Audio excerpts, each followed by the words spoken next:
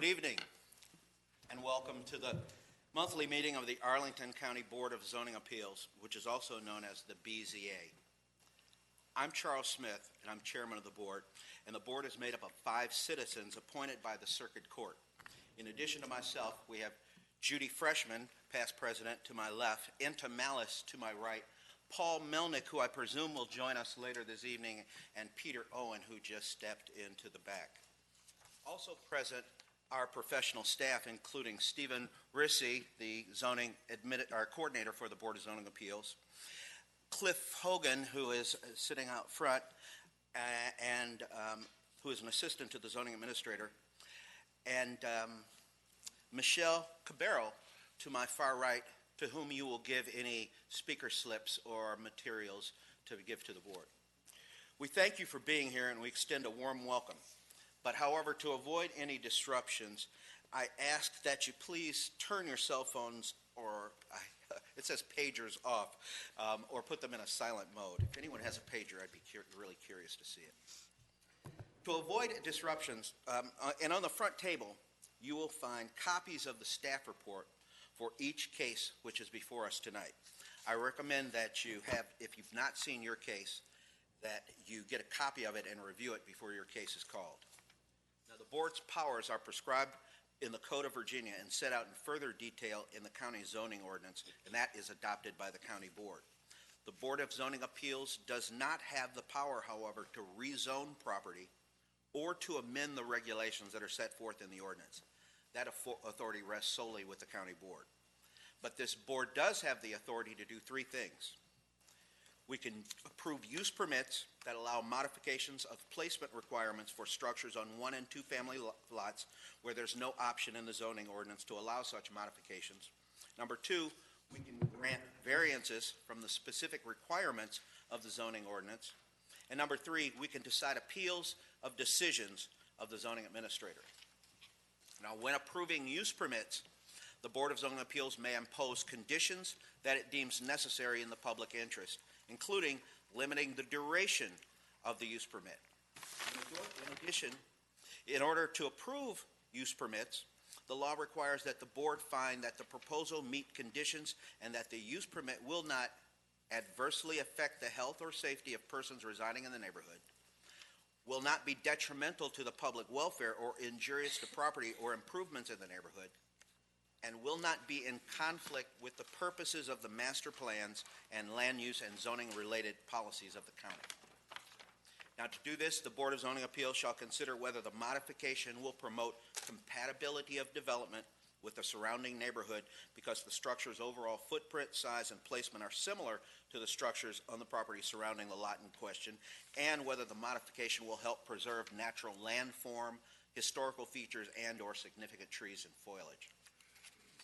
Now, in granting variances, the burden of proof is on the applicant to prove by preponderance of the evidence that it meets the following criteria: that the strict application of the terms of the ordinance would unreasonably restrict the utilization of the property, or granting the variance would alleviate a hardship due to a physical condition relating to the property or improvements thereon, and the property for which the variance is being requested was acquired in good faith and any hardship was not created by the applicant, that the variance granted will not be of substantial detriment to adjacent properties and nearby properties in the proximity of the geographic area, and that the condition or situation of the property concerned is not of so general or recurring a nature as to make reasonably practicable the adoption of an amendment to the ordinance, that granting the variance will not result in a use that is not otherwise permitted on the property or change the zoning classification of the property, and that the relief or remedy obtained through the variance is not available through a special exception process as provided for under the zoning and or subdivision ordinance. When deciding appeals of the zoning administrator, the board must use its judgment to determine if the administrator was correct. Now, this evening, cases will be called and a brief staff report will be given and a recommendation by the staff will be given. Following that, the board members will ask perhaps any questions they may have of the staff. And next, applicants or their representatives will be given an opportunity to make comments to support the application or appeal. If they choose to make comments, they must come forward to the podium, which does rise up and down, so that their comments can be recorded for the record. Next, all speakers for the item will be called. Speakers must fill out a speaker slip, which is available on the table. There's okay, right in the corner of the dais up here, and provide that speaker slip to the clerk. Now, after we hear from speakers for and against the proposal, the board may permit the applicant a brief opportunity to clarify any points. The board may ask questions of any speakers, but does not permit and will not condone any cross-examination or direct questioning by others. We have deemed the following time limits for speakers to be sufficient: 20 minutes for appellants in appeals and 5 minutes for applicants for use permits and variances. In all cases, speakers representing organizations shall have 3 minutes and individuals 2 minutes. After the board has gathered all the information that we need and discussed the case, we will decide the matter by voting on a motion duly made and seconded. A majority is needed to approve any motion.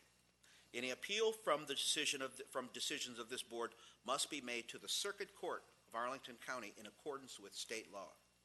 After your case of interest is heard, you're welcome to stay for the balance of the session or leave, whichever you deem best. And again, thank you for coming this evening, and I'd like to ask our coordinator to call the first case. Case number V-11324-17-VA-1 is a variance request by George and Laura Johnson, owners, to permit a maximum main building footprint coverage with front porch of 28.9% instead of 28% as required, regarding a new rear screen porch with deck less than 4 feet above adjacent grade in the R10 zoning district on premise known as 3415 North Vermont.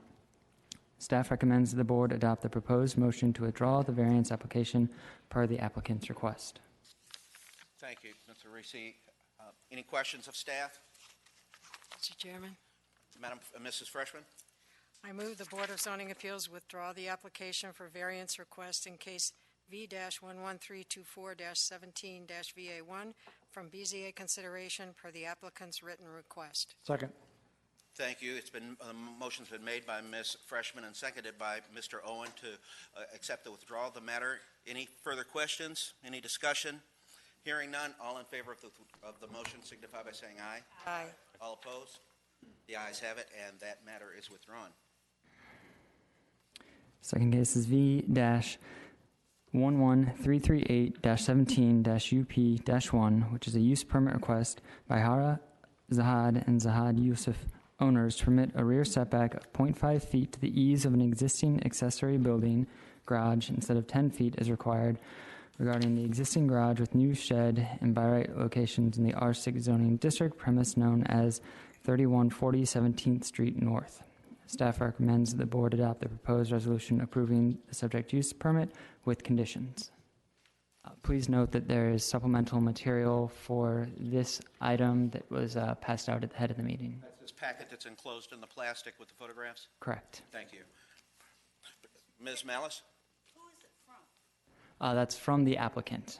Because there's no name or signature on the I believe he'll speak to some of those items with his time. Thank you very much. Any further questions of staff? Mr. Chairman, Mr. Owen?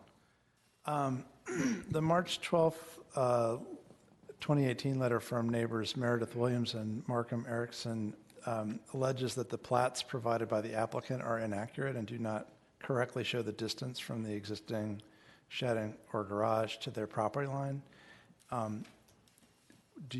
There's more than one diagram in the packet. Do you believe that appropriate, accurate plats have been provided as part of this application? Yes, we believe that the previously submitted plat that is shown, that shows the existing structure pre-bump out is really sufficient for the application because that's really the condition that we're trying to approve from. Correct. So that's the very first plat appearing in our packet? Yes, showing 4.2 feet from the rear property line and 9.3 feet from the left adjacent property line. Okay. And what? And Yeah, go ahead. Mr. Owen, just let me make the record clear. This is the George M. O'Quinn plat.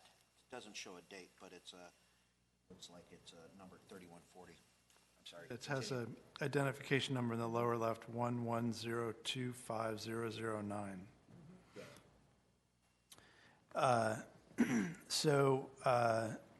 I see. So staff is not taking a position as to how far the bump out is from the rear lot line, is that right?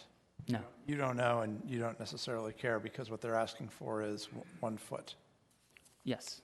So if they ask for 1 foot and we approve 1 foot and it turns out to be 8 inches, what happens? They would have to come back to the board for additional approvals.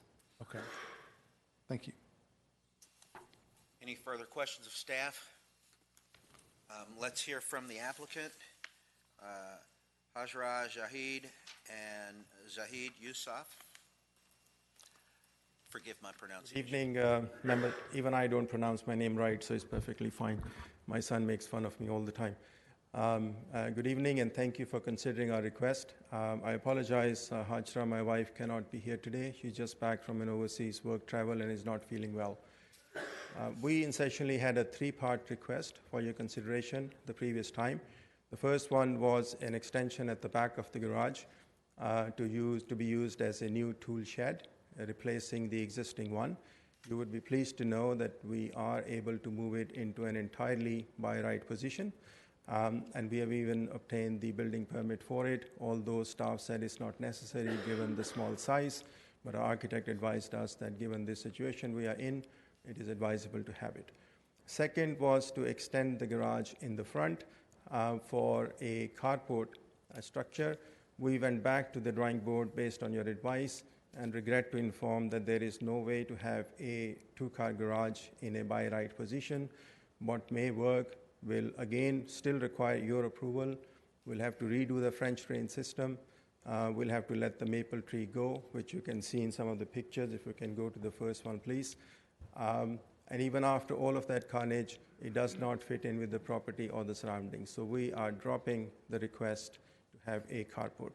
So the only thing that we are requesting, a minor request at this time, is an extension to the existing garage on the side of it, which albeit small is quite essential for continued use of the garage as a garage, because otherwise one cannot even open the car doors once inside. It is quite narrow and made out of almost a foot wide block from 80 years ago. We have prepared a short presentation for further reference. This first slide that you can see puts in perspective our garage in relation to the trees and these 2 newly built houses. You may be able to see that the accessory building of the house at the back sits several feet high because of the regrade of that property. You can move to the second slide, please. This is the backyard of the house at our back. It's a little bit of a struggle, but if you see at the back, you can see only the top of our garage roof, barely. And the extension that we are requesting is completely hidden behind this 8-foot high fence. This fence is 8 foot high on our side. You can barely see it from there. So it poses no side additions which will not look good going forward. Next slide, please. Our neighbors have argued as if our request is precedent setting. We have provided you 27 additional properties which are all corner lots, all in line village, and yes please, they all have accessory buildings and even main buildings very close to the rear property line, in cases on the property line, and many of these are new constructions. It seems logical to have appropriate use of these parcels of land, which are they're not really consistently parceled out. This one I wanted to show you in particular because this house sits right in front of the neighbor's house. The accessory building sits on the rear lot and is very visible from the street, unlike ours, which hardly anyone can see. Can we move on, please?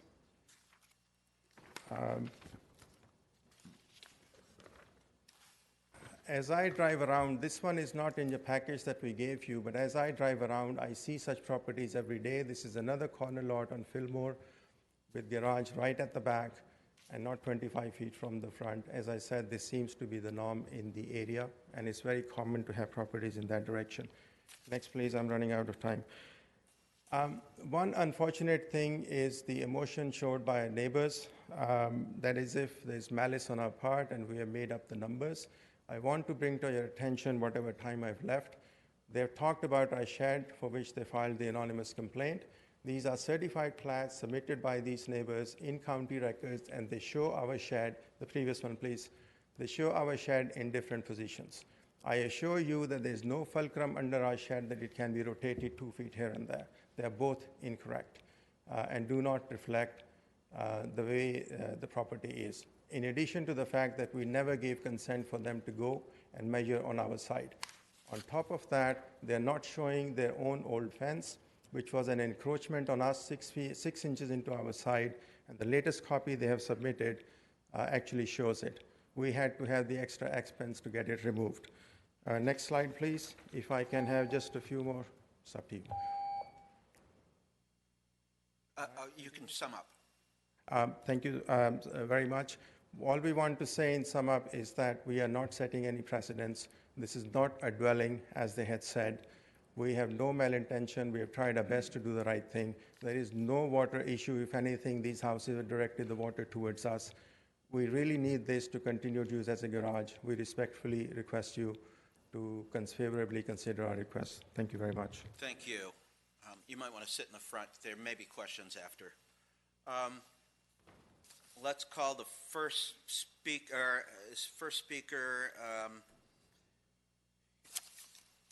Meredith Williams, 3147 Key.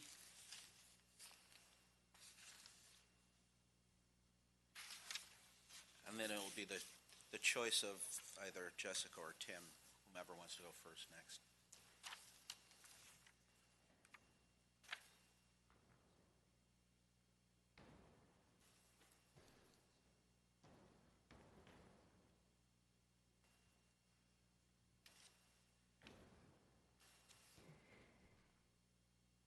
Welcome. Thank you. I'm here to oppose this permit for 2 reasons. First, the original structure was already a non-conforming garage that was only 4.2 feet from the rear property line in 2004 when the applicant purchased his home. He recently expanded it to 0.1 feet from the rear property line and is seeking permission to retain that expansion through this use permit. It is not appropriate to expand an already non-conforming structure even further and then seek approval from the board tonight retroactively. You may recall that the applicant denied expanding the garage during our December hearing. Mr. Smith directly asked, "What did you do to the garage?" And he replied that he only changed the windows and the roof and did not expand the garage to its current configuration. I brought official county aerial maps tonight to show you that those statements were untrue. The 2013 map shows that the original non-conforming garage was in the shape of a rectangle that fit within the green parcel lines on the map. The 2015 map shows that the garage was expanded and now has a cross shape with a rear expansion that no longer fits within the green parcel lines. These maps clearly demonstrate that the garage was recently expanded without prior board approval, and it's not appropriate to approve it tonight retroactively. Also, our adjacent neighbor provided evidence and will... So that we can pass them around, or if you have smaller ones, so that we can see those while you're talking. Yeah, the smaller ones then. Okay. Our adjacent neighbor demonstrated that the applicant expanded his shed over a foot onto their property, so I'm extremely concerned that retroactively approving this permit would invite further encroachments on my property as well. My second point tonight is that the use permit does not promote compatibility with the neighborhood. There was not a single example in the staff report that you provided that showed a corner lot with a rear setback that was 0.1 to 6 inches.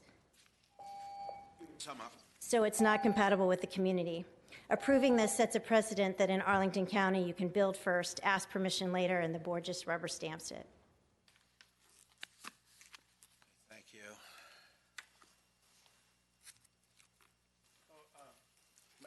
Mr. Owen? Yes, I have a question for you. What year was your house built? Would you come to the podium and provide your answer? Thank you. It was completed in 2017. Thank you. The next speaker, Jessica Bowman of 3136 17th Street North. Ladies first. Thank you.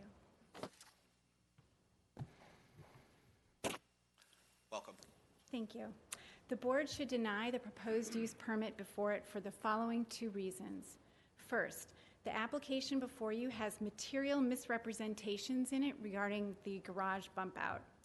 I've lived in my house, which is adjacent to the applicant's house, since 1999, and I can attest that the garage did not have a bump out at the time of the sale to the applicant in 2004, as he represents. Additionally, shortly after, in year 2013, we watched the applicant build the bump out to his garage, and we have submitted Google Earth images to support this assertion. Further, Arlington County's own geographic system maps, those are the 2 maps that were just handed out to you, also support that the applicant built his garage bump out after he owned the property for many years. The BZA should not grant a use permit that is based on material misrepresentations. Second, granting a use permit up to 6 inches of a neighboring property line that's this short does not promote the compatibility of the development in our neighborhood, and there are no similar examples in our neighborhood, as the staff recommendation even concedes. If granted, this 6-inch distance would become the new standard to which other neighbors would request a similar distance between property structures. Additionally, granting this would devalue the proper permit application process, whereby neighbors discover that they can simply build what they like, mask its origins, and seek approval afterwards. In essence, this is a bad precedent that is build first, seek permission later. Thank you. Thank you very much. Now, Tim May, also of 3136 17th Street North. I'm with her. Yes. Very smart on your part. I have an initial point and 2 concerns. My initial point is that we had no opportunity to cooperate or discuss the applicant's plans with him. We reached out to the applicant months ago in an effort to do so, but never received a reply. We're thus here with our 2 concerns. First, we're concerned about the accuracy of the record. This began as a carport. It then came out that the applicant was not forthcoming about expanding the garage without a permit. The staff's report is not accurate about the 5 letters of support. Those were about the old carport, not about the existing garage or the ability to build within 6 inches of a neighboring property line. There's no support for this, only opposition. But more importantly, the record does not explain that the property has, as we understand, other non-conforming structures. For example, the applicant expanded the side of the house along our property line to include an entry room that goes 4 to 5 feet into the setback area. As we now understand, there's no permit for this entry room also. We're thus concerned that the board could decide on the garage bump out without knowing the full scope of the other non-conforming structures. The board should have information on all non-conforming structures so it can then make an informed decision. Second, we're concerned that an approval here sets a bad precedent. It would encourage a property owner to not get a permit because the owner could always seek approval later if caught, and then argue, as the staff words it here, that the owner is only asking for approval for an existing structure in its current configuration. Respectfully, it creates bad precedent to minimize the application to an existing conditions issue. Thank you. Thank you. Mr. Chairman, Mr. Owen. I'm sorry, if I could ask the speaker a question. Yeah, I'm not sure I followed your argument or your presentation with regard to other non-conforming structures. Can you explain that again? Sure, I'd be happy to. There was an addition that was added to the side of the house and along the... Not the garage. Correct. You're saying? Okay. So since you are deciding on non-conforming structures, as I understand, I think it's fair that you take account for other existing non-conforming structures that are existing today in the property. Okay, thank you. Okay.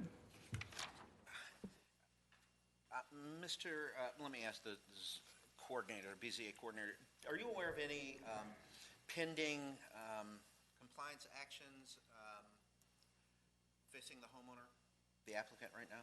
Not at this time. I believe that this didn't come in as a zoning enforcement case, so at this time, no. Ms. Malice? Question for staff.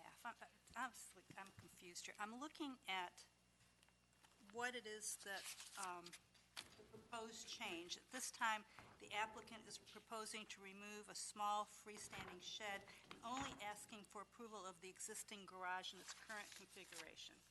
Explain to me what the applicant was referring to when he talked about extension. So when it was previously heard, he had additional extensions to both sides, one being the carport and the other being the shed attached to the other side, the rear of the garage, that he has gotten rid of, so it's only the bump out to the right side of the garage that is now at issue. It wasn't clear from the applicant's presentation when he referred to the extension, what if he had some intention there. That is not part of the application at all. So the only question is the distance of the bump out from the fence. Correct. Any further questions? Yes, Mr. Chairman. Mr. Owen? What's the length of the bump out?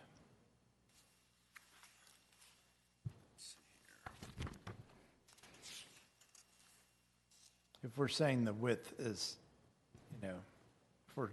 length and width could not have a clear meaning here, but, it's in the direction of the closest property line. They're asking for permission 6 inches to the eaves.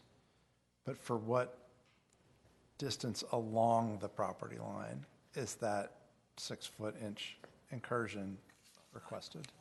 It appears to be 9.1 feet, according to the sheet labeled existing site plan.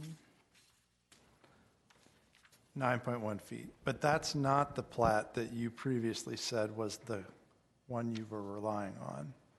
Yes, the previous sheet, which is the one without the bump out, which shows the condition of the shed prior to the bump out, where in theory it was originally placed on the site, is the one that we would rely on for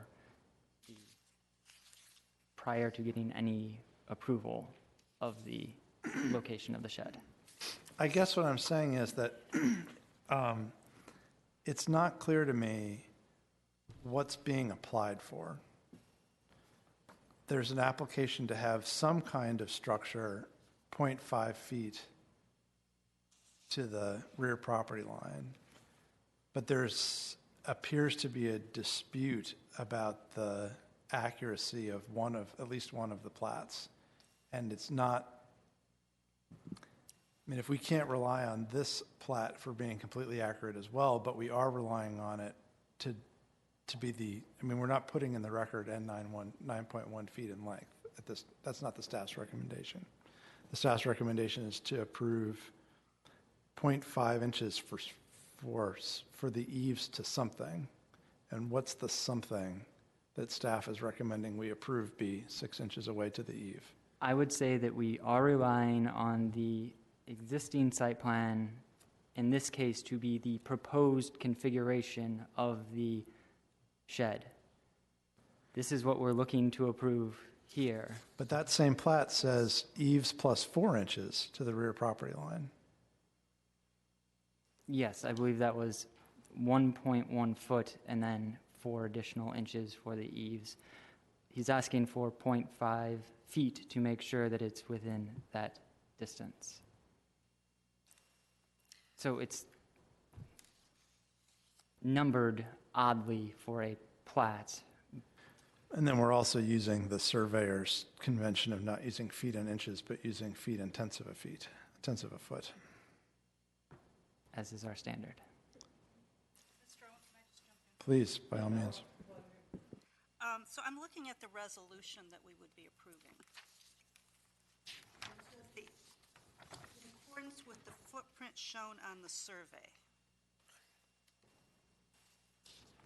So which survey would we be?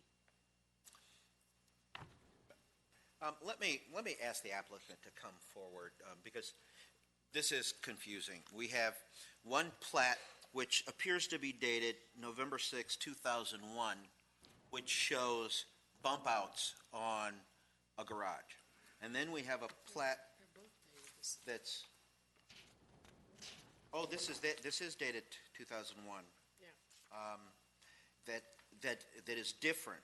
It's a different plat though. Let's see, 620. Yeah, this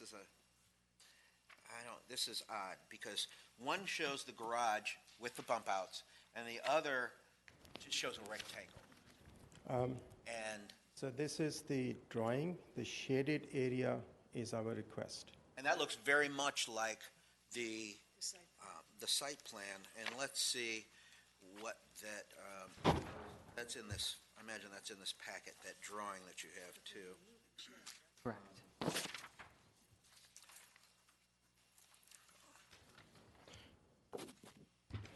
See, this package does not seem to have the latest version of the updated plat. It still has the version that was submitted in March, which shows the carport and the extension at the back.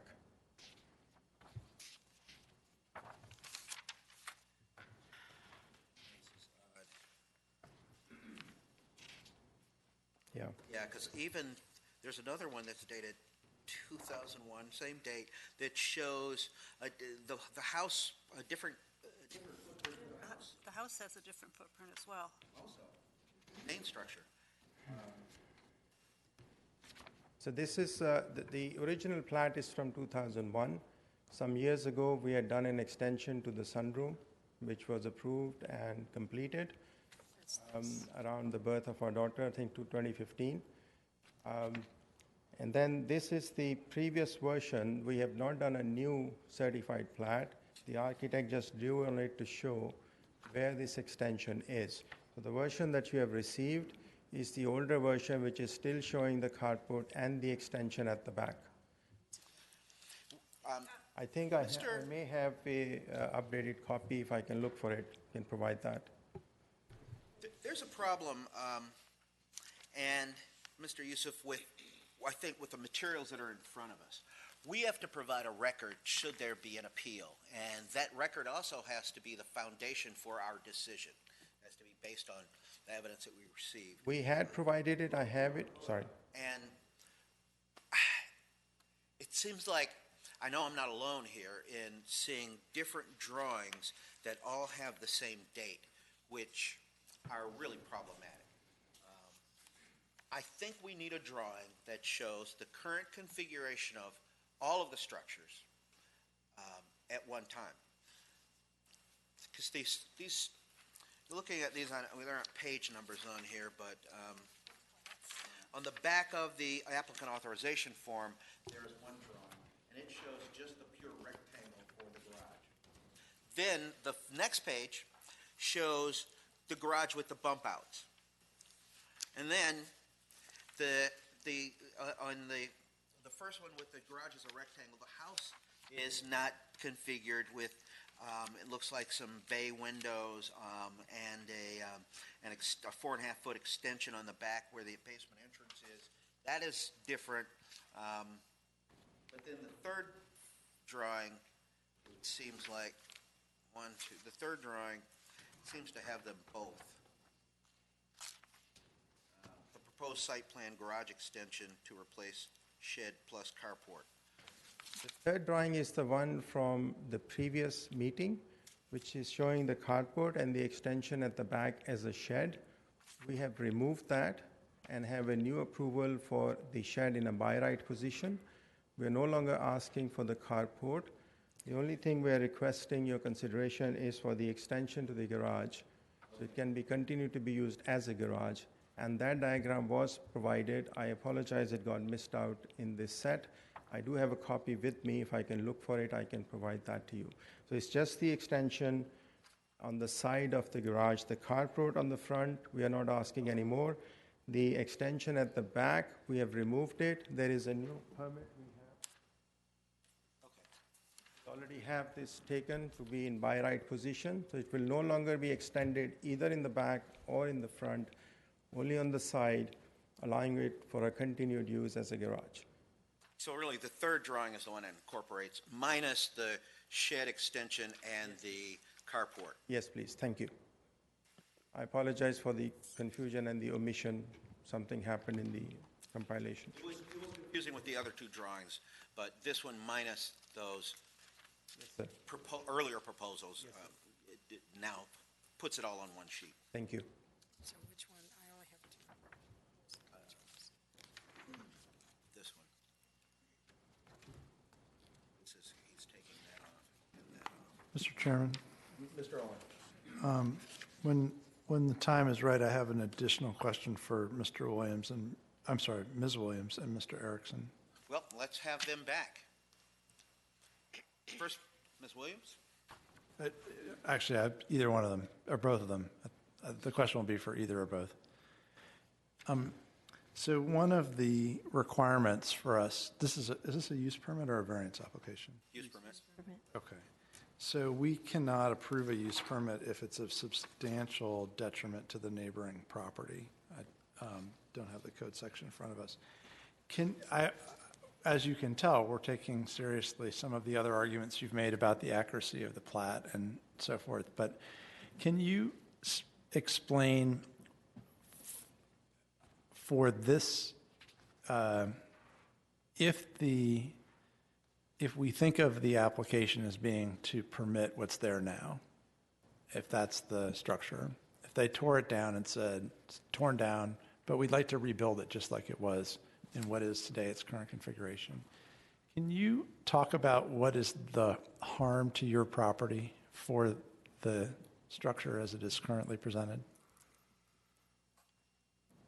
As currently presented, I mean, in terms of what's there now today, how is the bump out or the whole structure being less than 10 feet from your property, how is that an injury to your property? because right now it's 0.1 from the rear property line. And the whole purpose of a setback is, a rear corner lot setback is supposed to have 10 feet. Originally, it was 4.2 feet when it was built in 1938. Now, it's been extended. It could have been extended in the front by right. It could, but they chose to extend it in the back along the rear property line. And when you have a structure that is an inch, I mean, Jessica had an exhibit of 6 inches, but right now it's an inch from the rear property line. All it takes is a windstorm or a rainstorm or a modification of a roof or windows or adding on a gutter, and all of a sudden you don't have a BZA use permit dispute with a fence, you're in civil court, much like the shed that was built a foot onto the property, the adjacent neighbor's property. The shed had to be shaved off, removed, and a new fence built. And so when the board doesn't abide by the county ordinance, and your mission is to sort of adhere to the rules that we all have to adhere to when we structure a property and have the proper setback. And so I think when you have a structure that's an inch from a rear property line, you're inviting encroachment in the future. It just has to lean a bit, and all of a sudden it's over the fence, and then we would be in court. We wouldn't be here. And that's not what anybody wants to be. I mean, no one wants that. That's just not how anyone wants to be as a neighbor. Thank you. That's an informative response. Could I just follow up? Ms. Malice? You are talking about an inch off the fence? Yes. So if you look at the, when we built our house, we had an existing conditions plat done. Eve, okay, so, And it shows it as, so part of the difficulty here is we don't have a licensed survey from which to work from measuring the existing structure that's on the property now. So my survey shows it's 0.1. There's a variance in some of the surveys, in the drawings, and then the architecture's drawings that were presented in the packet. So the most recent survey that measures the distance from the rear bump out to the property line by a licensed surveyor is my existing conditions report from 2016. That's in your packet. Mr. Chairman, Mr. Owen. I'd be interested in asking a similar question of Ms. Bowman and Mr. May. That's fine. Ms. Bowman and Ms. May, would you mind coming up to the podium again? Either or both? Either or both. You both live in the house, right? Wife, would you? So the current, my understanding is the garage, let's assume for the moment that what they're proposing is to just keep the structure that's there today. That's not inches from your property. It's some number of feet from your property. Can you talk about any practical injury to your property from allowing that structure to remain in that spot? Excuse me, it's a density issue because we have a neighbor with a history of building. There are ways for him to build everything that he wants more onto his property, but he would like to keep his yard the way that it is, so he builds right up to the line, or in our case, he built over onto our property. But it's a density issue, and when you're building, 6 inches from someone's property, and that's a deviation from 10 feet, it doesn't sound like a big deal when it's one neighbor, but then you have to imagine that someone else in our neighborhood will look at that and say, oh, that would be great if I could build my shed 6 inches, because then I'd have this extra room, and he got it, so I'd like to do that too. And it really does change the structure of the neighborhood when you have everything compact. There's also the side structure on the side of the house that was built 5 feet into the setback area. And we could, talk about, the impact that has on our house. But as we understand now, we didn't realize this before, but as we understand now, that there's no permit either for that structure. So I don't know if you want to hear about that now, but to me, it seems that... It's outside of our purview. Okay. Because the ordinance... Existing structure, so that's why I thought it would be irrelevant. Because the ordinance does permit up to as close as 1 foot to the side lot line by right. So the rear neighbor, do I have this right? It's 10 feet to the rear and 1 foot to the side? On a corner lot. On a corner lot. So against your property, there's a by right option. So it's actually farther than his by right option, than their by right option from your property. Because it's farther than 1 foot from your property line right now. I recognize there used to be a shed there, but for what they're asking for today, Right. it's not as close to your property as it could be by right. That's correct, and we're here really just representing that, regardless if it's our property or not, going under 1 foot to someone's property line when he could take the extension to open up his car inside the garage and put it on the other side of the garage, and he would still have the room. It wouldn't be injuring or, coming closer to anyone's property line. And he would also have what he wants, which is a more usable garage, which, everybody wants that. So, that's a solution where everyone gets what they need and nobody has to ask for a variation, right, or a use permit. So that's why I'm here. I just think that it's a bad precedent to go down the line of, it's more convenient for me to build up to my neighbor's line than to do my by right options. Thank you. That's a helpful response. I appreciate it. Ms. Malice? So, can I follow up? So the relief that you would prefer is that we deny this and that he then has to redo his structure? I think you should deny it, and what he chooses to do with his structure is up to the applicant. If this was denied, wouldn't he be required to change the structure? Correct. He would have to demolish that bump out. I think you testified that it was done in 2013? It was done after 2013, and we watched it being built. So between 2013 and when? In 2015. Okay. 3 years ago. Yes. Yes, and I recall this vividly because it was a subject of discussion amongst other neighbors who are not here, mostly along the lines of just, what is going on? You know, it was just an unusual. Zoning office contacted, you know? No? Mr. Chairman, I have a question for staff. Mr. Allen? Thank you. My next question is for staff. Is the garage without the bump outs existing non-conforming or otherwise permitted? Or is the whole, since the whole thing is less than 10 feet from the rear line, is everything within 10 feet to the rear line in need of a variance? My understanding is that the original garage was placed 4.2 feet from the rear property line when it was originally constructed in 1938 and has received no approval. But that's At that that's time. before the zoning ordinance, so it's existing non-conforming. So, Okay. Thank you. Mr. Zahad, or Yusuf, sorry. Thank you very much. I just wanted to clarify something. I didn't get a chance to complete my presentation. If you can go to slide 10, we keep hearing it's 1 inches. It is not. This slide shows the extensive work we had to do last year because of the raise in grade of that house by several feet. It was flooding our garage. We had to redo this entire area. You can see it's more than a foot. And I've shared other measurements with staff as well. It is not 1 inches from there. And half a foot is from the eave. We can even make that 1 foot, but as you can see, we had to create a channel to redirect the water. If anything, these houses are directed water towards us, not the other way around. Also, these neighbors have not lived in their house since 1999. They were based outside overseas for several years in that period. I'm happy to explain any other item, but even the new accessory building they show on their plat is 10.1 feet. It is not. And especially from the eave, is at least a foot off. Same thing for the other neighbors. There are 2 plats which I showed on slide number 6, if we can go there.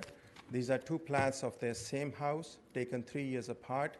The chimney is different between the 2. The side structure is different between the 2. There is no dimension on the plat on the left-hand side, which was used to place these. We're kind of dealing with your structure, and I think if you heard Mr. Owen's questions to them, to the 2 neighbors, that's kind of where it... Thank you, sir. So I would like to say that we are not augmenting the water issue in any way. We are not changing the aesthetics. We looked at building this on the other side. That will change the aesthetics of this property, which is still in its original shape. I appreciate that. With respect to your request, you do say in your letter that the condition was, of the bump out was, I had circled it, let's see here. Let me find that page. I think you said it was, there it is. In the third paragraph, we purchased the property in 2004. At the time, the garage had the current configuration.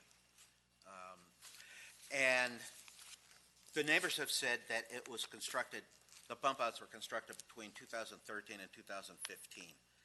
What is your response to that? I said what I said. It was more than 12 years ago. What they are saying, I can confirm that is not correct. The latest work on this was done actually only last year, which I just showed you on the picture. They had completely take it off and redo it. This has been redone 2 or 3 times. The windows that I put in were actually in 2012. I remember that vividly because at that time they were not living here. They were overseas. Their house was tenanted, and their tenant walked over to our side that, are you turning it into an office? This is not an office. It has always been a garage and not a dwelling, as they are saying. And then the roof came on later on. So some of the dates, if they are missing, I apologize. There's a lot of history which I can go over. It'll take me another 15 minutes between the births of a child, the floodings of the house, the repairs, the issues with the county, and the tax and all that. But that's, I think, is irrelevant.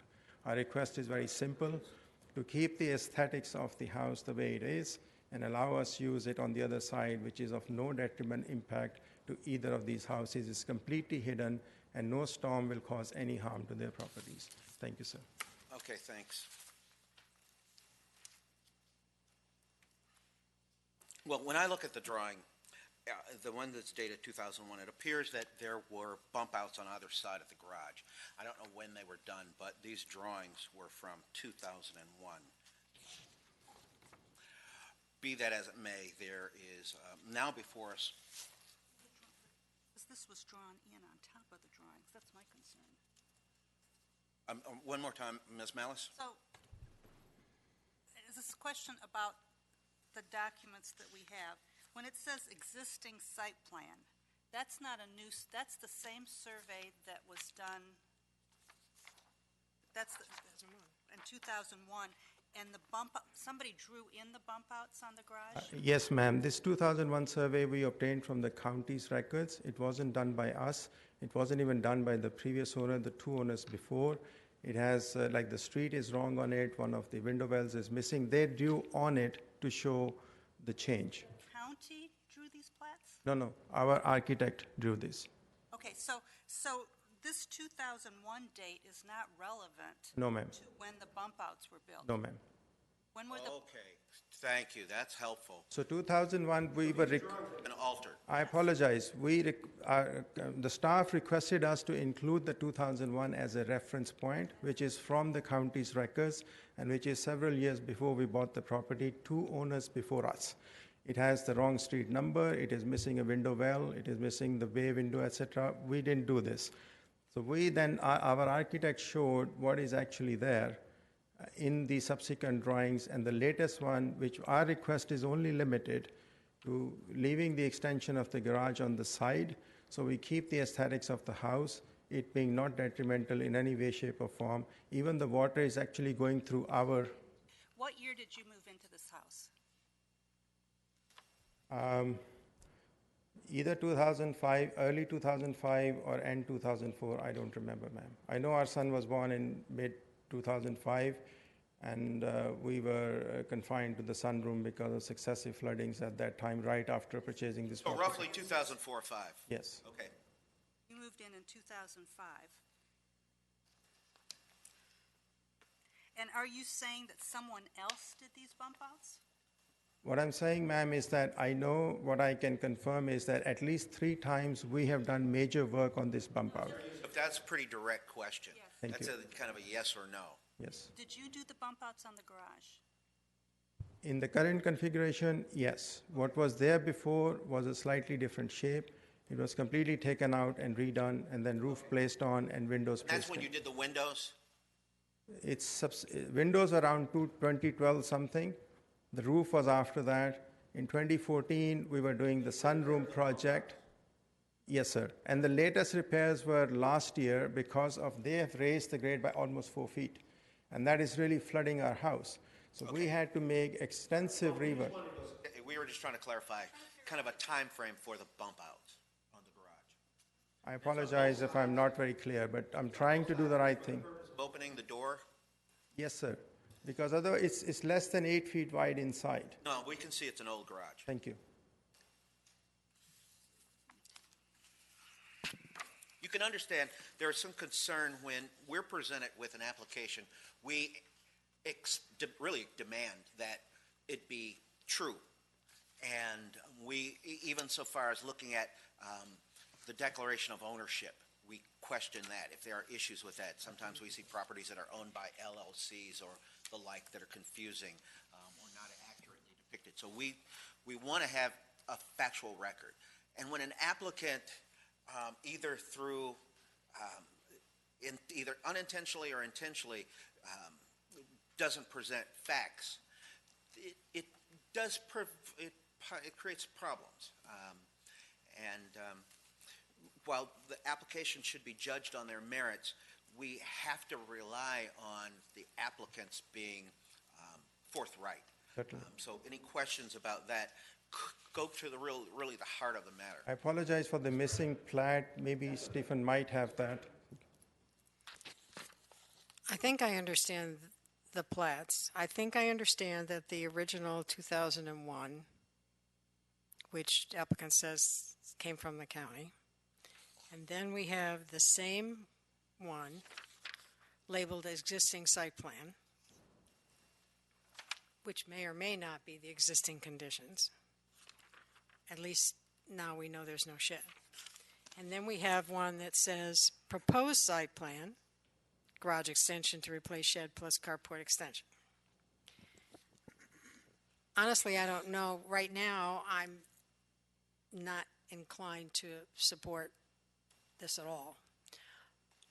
But at the very least, I would say that we need a current survey that shows all the existing conditions, because in the end, if this is approved, you're going to have a reference point, which is current existing conditions on a current plat, not something from 2001 that several different people have drawn on.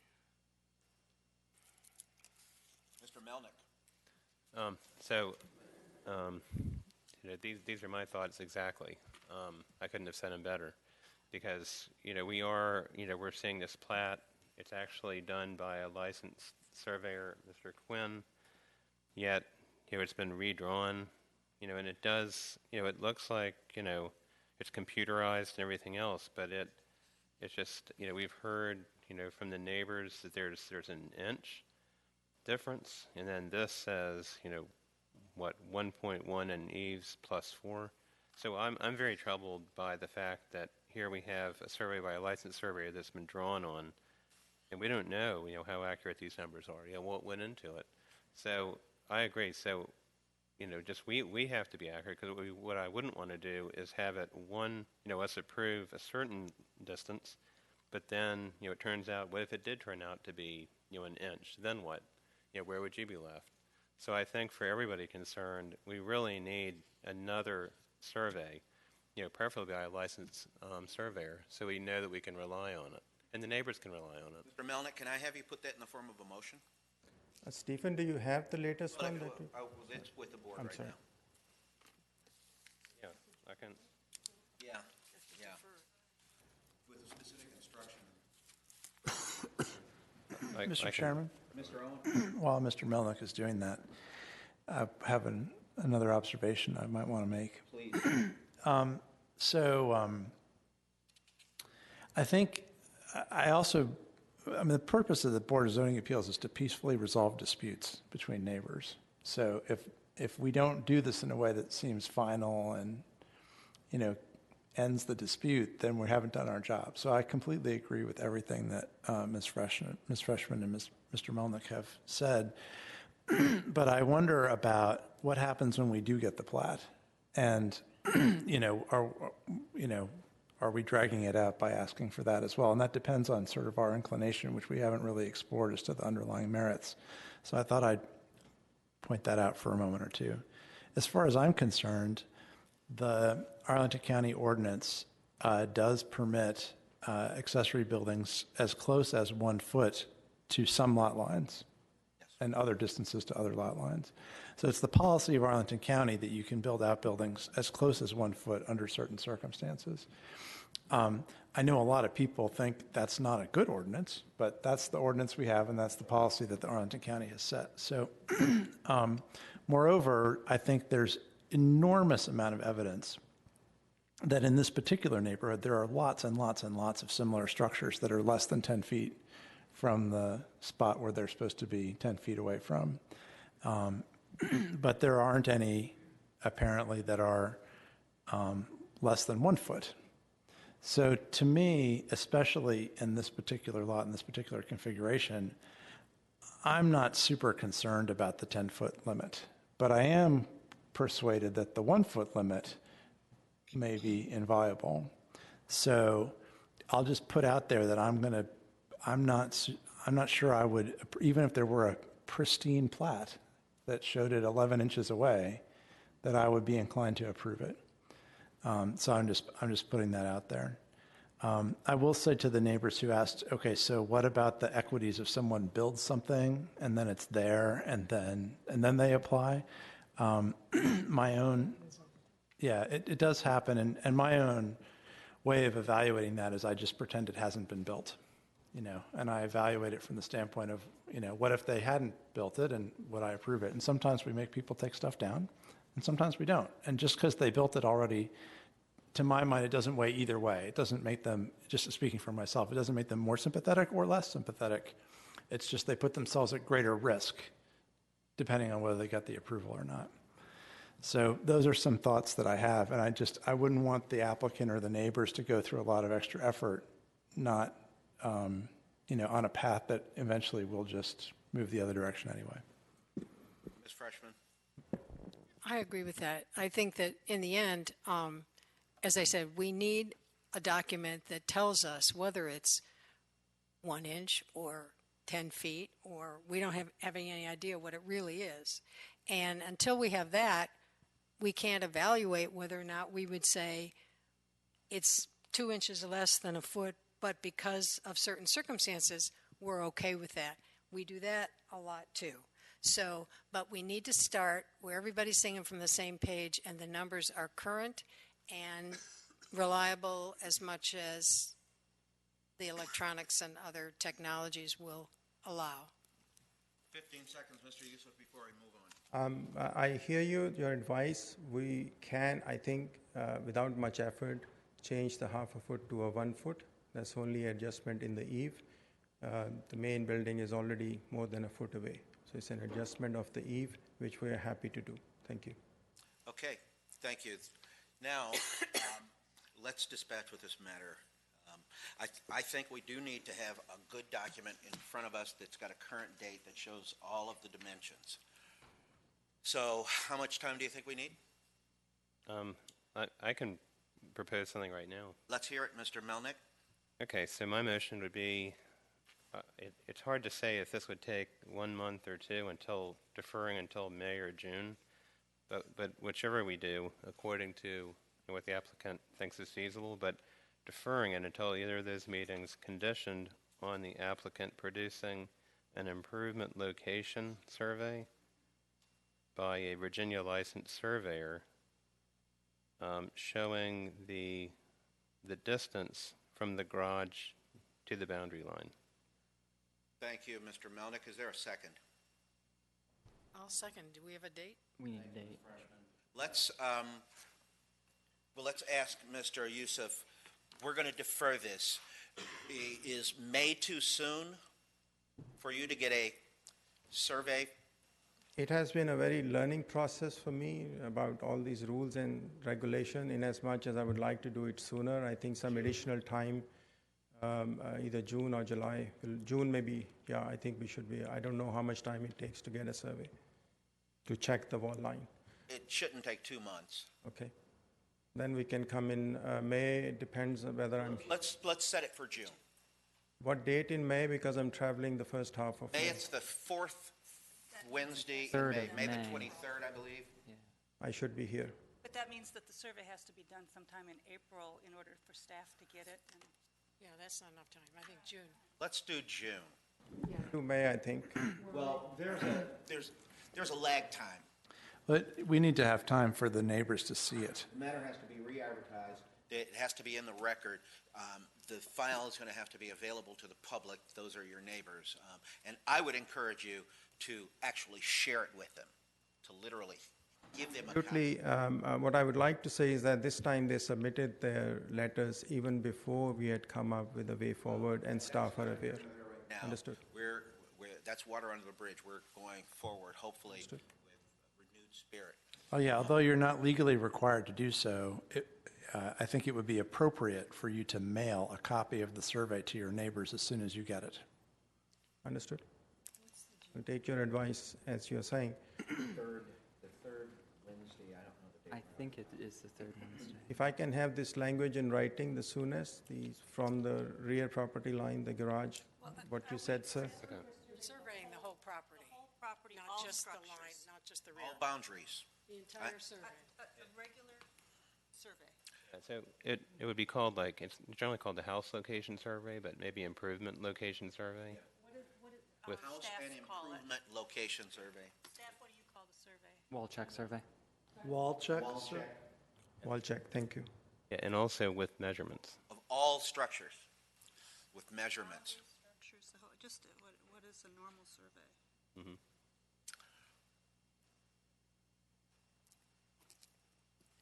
We have a date. waiting for the date. Mr. Coordinator. That's June 20th. June 20th? Okay, June 20th. June 20th, yep. Okay. So the motion is to, Defer to June 20th. defer this matter to the June 20th meeting of the Board of Zoning Appeals in order to provide the applicant an opportunity to provide a wall check survey undertaken by a licensed surveyor of all structures, including all dimensions. That motion was seconded by Ms. Freshman. Any further discussion? Hearing none, all in favor of deferring the matter to June signify by saying aye. Aye. All opposed? The ayes have it, the matter is deferred. Thank you all for coming, and thank you for your patience. Next case.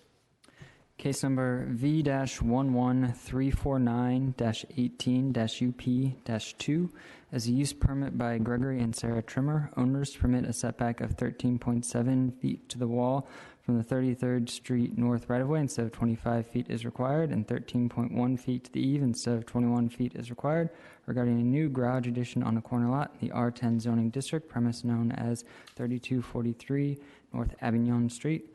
Staff recommends that the board adopt the resolution granting the subject use permit with conditions. Thank you, Mr. Reese. Any questions of staff? Mr. Chairman, Mr. Owen? is this exactly the same as what we already approved before it expired? Yes. Okay. Any further questions of staff? Hear from the applicants, either Gregory and/or Sarah Trimmer. Welcome, Mr. Trimmer.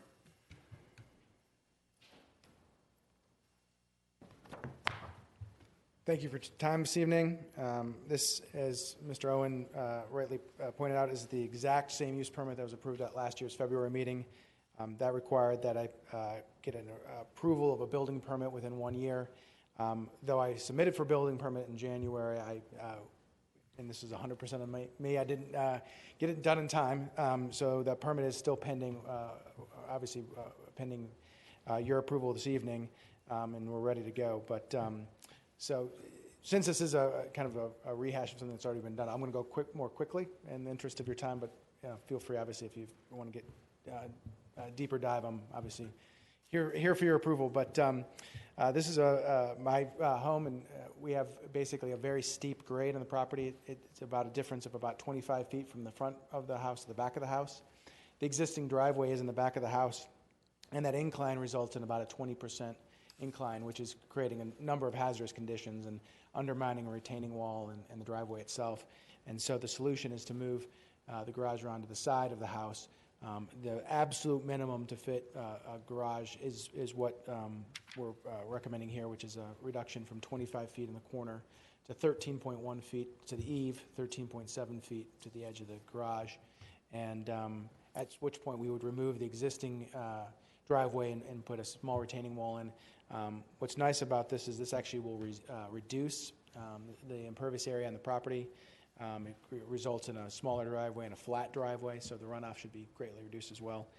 And we've taken a number of efforts within the design to minimize the impact on some of the surrounding properties, such as it's a 1.5-story addition from the front, so we're kind of tucking the building into the grade, utilizing the grade to kind of minimize it. The roof slope along 33rd, which is where the close proximity is, slopes back the roof. We've also retained an architect, Frank and Lowson, who specializes in historically accurate architecture. This is a 1940 colonial revival house, so all the architecture is meant to be in keeping with the house specifically, but the neighborhood more generally. As well as there's, I think, a good precedent within the neighborhood for corner lots to have driveways and garages in a closer proximity than 25 feet. And in that vein, I've met with all the surrounding property owners, and you'll see in the packet that I have their signatures for approval.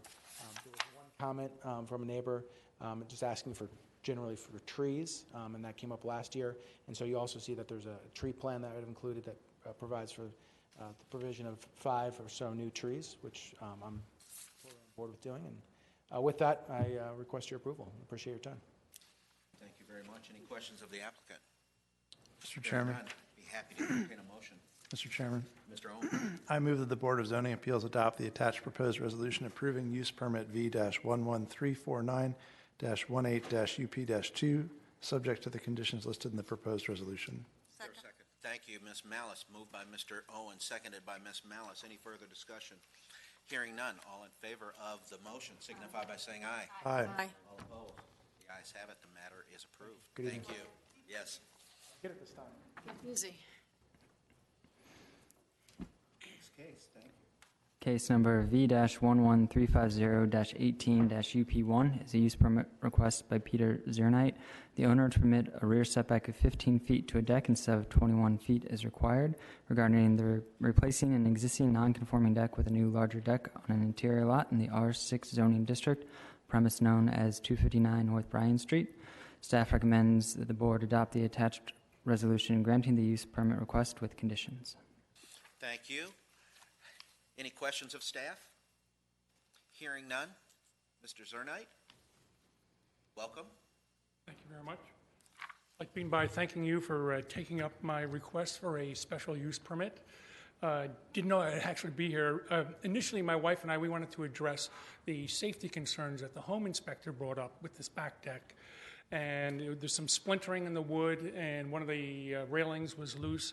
And initially we said, well, let's just replace the decking with composite materials and the railing with composite materials. And I said, went down to inspection services and asked whether we need a building permit. And the guy goes, oh, absolutely you need one. And we consider this new construction, which means you have to meet the new building code.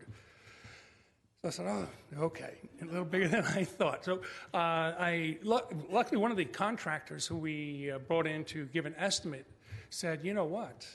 I think you're going to have an issue with a setback from the yard. I said, but we're not going to widen it. It's going to be the same 5 feet that it is now.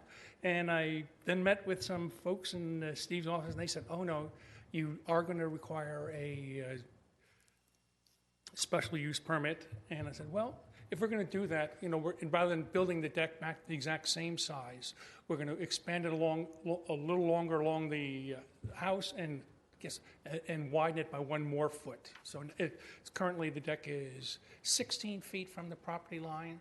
The new one will be 15 feet. We're very fortunate that we have, I reached out to all the neighbors and had got their support.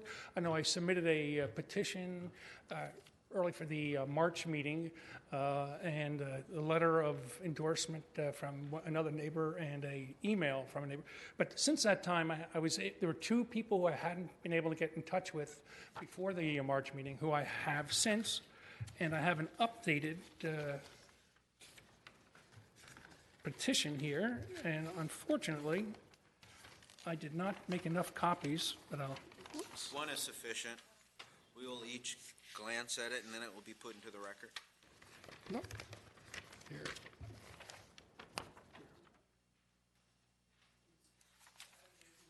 $258 North Barton and 262 were the only 2 who weren't on the original, accounted for with my original packaging. And actually, it's the 258 is right the home directly behind ours, and these people are awfully reclusive. I would over there at least 24 times, and then several times. I saw them in the house. They just did not answer the door. And I said, yesterday evening, I said, I'll give it one last shot before the meeting. And I was just stepped in front of their house, and they pulled in their driveway. He said, "Oh!" I was able to get Mr. Bodelala to sign off on that. Let me ask you, the petition that you've submitted. Unfortunately, the copying did not.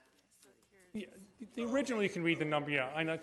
And these are the same names, okay? But right. There's With the 2 okay, additional names. Okay, that's 255, 254.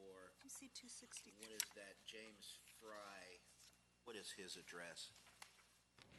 282. Is that an elderly gentleman? Matt and Fager, yeah, 262. Fader? Yeah. 262. Okay, 262. All right. 258. Thank you. What's the address for the email? I beg pardon? The email?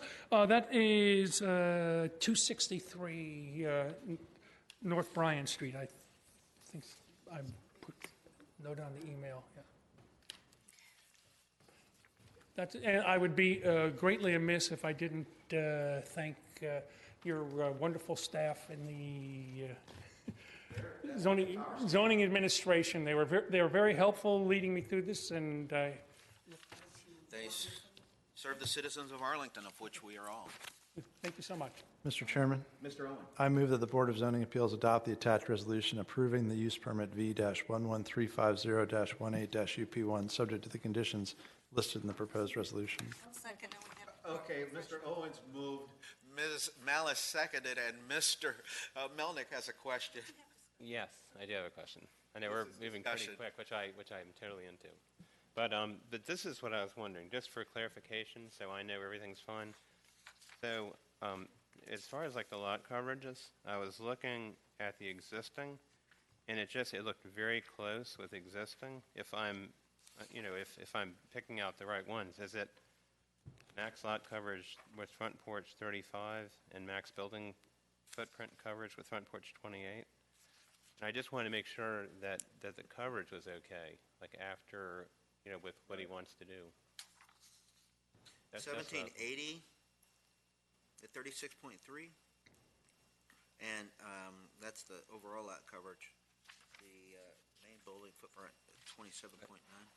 I see the worksheets, and that's what I was going off Oh, of. you're looking at the worksheet. Let's see. That's at the back, isn't it? That's assuming those calculations are right. But did staff do an analysis of the coverage? Just to make sure it's all fine with this. 35.7. Well, it's a substandard lot, so it can't. You can't be more than 50% of the addition can't be greater than 50% of the current footprint. But what else?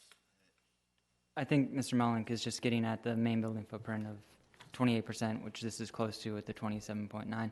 I think that we reviewed just the size of the addition and his worksheet, and it seemed to be in order, so everything seemed to fit within the allowances. Okay. I wouldn't say that we did anything beyond just reviewing to make sure that these numbers seem to be accurate. Okay, as long as staff, with everything they know that they're fine with the coverage, then that's fine. I just wanted to bring that up. 1/10%. Yeah. We're looking at the main building footprint coverage. Well, I'm looking at, if so, you are permitted a total of 37%. And it's well under that. It's that the main building footprint at 28%. Do- I didn't see. It says with front porch. I think that you may want to notice that the sheet is for the R10 zoning district, and I believe that this property is actually in the R6. So, Very true. yeah, staff wasn't concerned about the amount of coverage that's there. Okay. I understand the question, given that worksheet, though. Yeah. The worksheet is Yeah. All right. Yeah. So that I just wanted to bring that up, and if you're assuring us it's fine, then I'm fine with that. Okay. And the maker of the motion and the person who seconded are still on board. Any further discussion? Hearing none, all in favor of the motion to approve the special use permit in this case signify by saying aye. Aye. Aye. All opposed? Thank you very much. Appreciate it. Resolved. Thank you. Thank you, Mr. Melnick. Okay. Next case.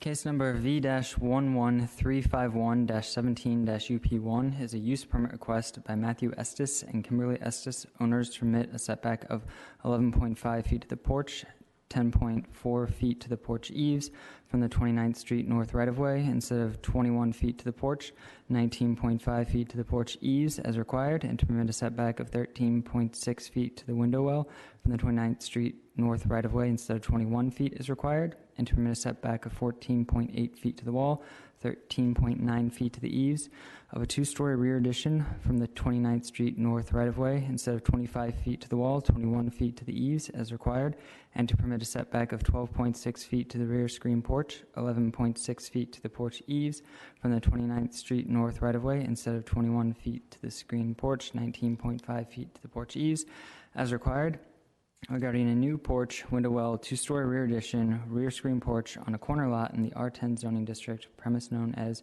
2835 North Van Buren Street. Staff recommends that the board adopt the attached resolution granting the use permit request with conditions. Thank you. Any questions of staff? Okay, hearing none. Matthew Estes or Kimberly Estes, welcome. Thank you. Thank you to the board for considering our request. It's as you can see from the application, a single-family home that I share with my wife and our young son. We are growing our family and need more space due to the extremely narrow nature of the lot. It's essentially impossible to expand directly back because of the setback requirements. And in order to minimize the impact of that, our architect intentionally did the addition so that the addition was set back further than the current house is. So it's actually less of a, I think, an issue, I guess, than the current structure is. And I think the only other thing I would add is, in addition to trying to minimize the impact, we have sought and consulted with all of our neighbors, and you can see in our application, our neighbors fully support our application, and thank you for your consideration, and our architect's here as well if you have any questions. Good. Did he submit a speaker slip? She did not. I do not believe. I'm not sure. You do have an oddly shaped lot, and then the way the house is situated on the lot further compounds the problem. So any questions of the applicant? No. The matter rests with the board. Mr. Chair, I'd like to make a motion. I'd be happy to entertain it. Okay. In case Z1135117UP1, I would move that the Board of Zoning Appeals grant the use permit request with the conditions as stated. Second. Thank you. Thank you, Mr. Melnick, and thank you, Ms. Freshman. Any further discussion? Hearing none, all in favor of the motion to approve the use permit signify by saying aye. Aye. All opposed? The ayes have it, and the matter is approved. Thank you very much. Yeah, these corner lots provide a lot of problems, and especially when folks come in and are concerned neighbors, and we don't have good reports, but you see there's a kind of a pattern with corner lots that are having to have some reliefs. Thank you very much for your time. Next case. Case number V-11352-18-VA-1 is a variance request by Thomas Sipusik and Francis Field, owners, to permit a lot coverage of 39.8% instead of 38% as required regarding the driveway addition on an interior lot in the R8 zoning district, premise known as 3200 Lorcom Lane. Staff recommends the board adopt the attached proposed resolution approving the variance request with the conditions listed. And please note there is supplemental material for this case that came in after the application packet was assembled and printed. It's an email that should be in front of each of your chairs. An email from whom? An email from the adjacent neighbor. To the BZA? Correct. Objecting, right? Correct. Okay.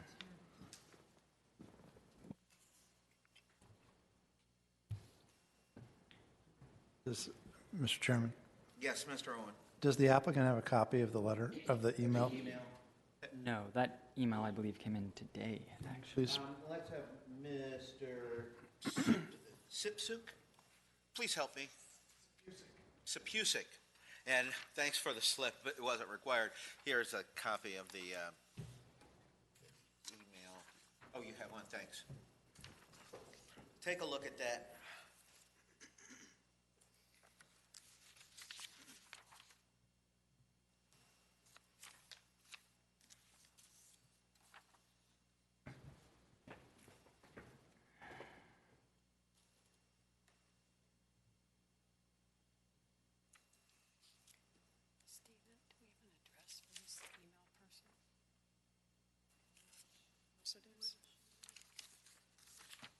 We're going to try to get to that in a minute because it's not listed on here.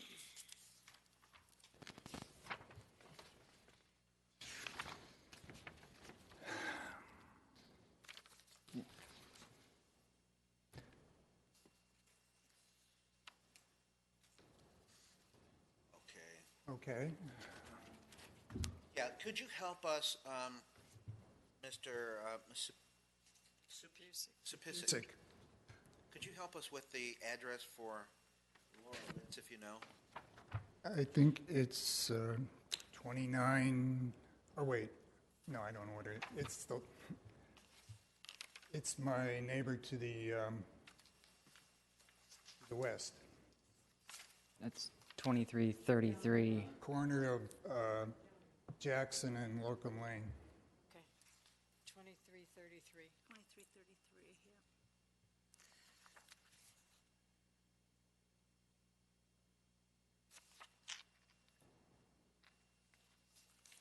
Okay, She's on downhill. the corner. Okay.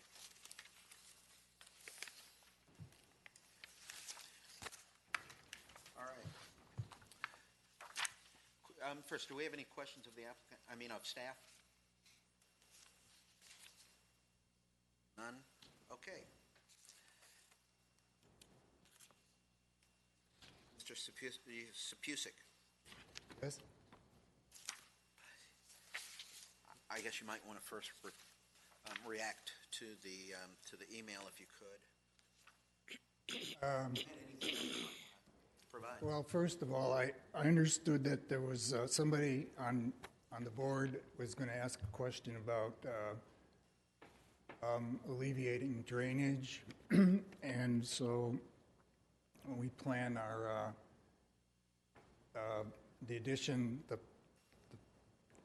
pavers. We plan to use pervious pavers, and so we think we're going to use 260 square feet of pervious pavers, and that's going to replace 166 square feet of blacktop, and that means there'll be 94 additional 94 square feet of grass covered by the pavers over what's now covered by blacktop.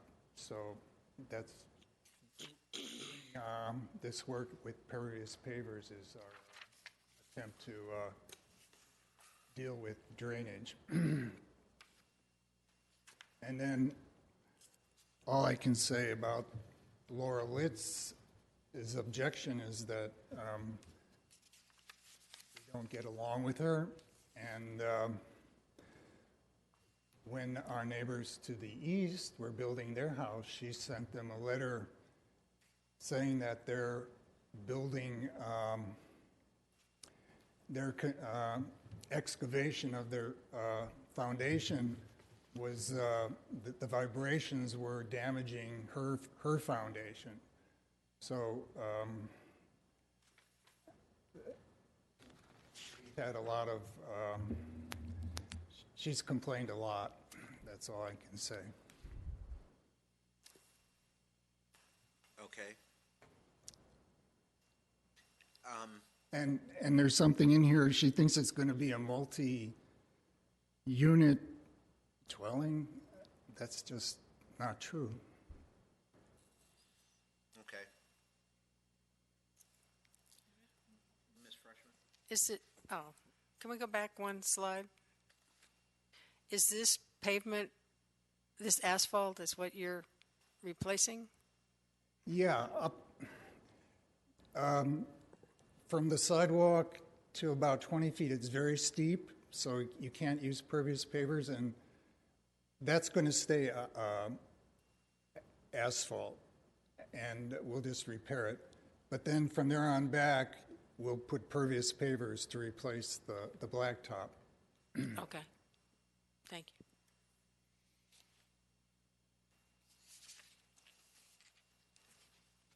Do you happen to know the square footage? I'm sorry, Mr. Chairman.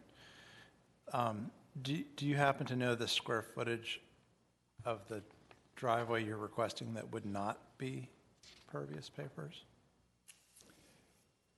It's about 20 feet by 5 feet, so that would be, 200 feet, right? I mean, 100 feet. Would you have an objection to making as part of a condition of the variance a requirement to use pervious pavers in the manner that you have described? No.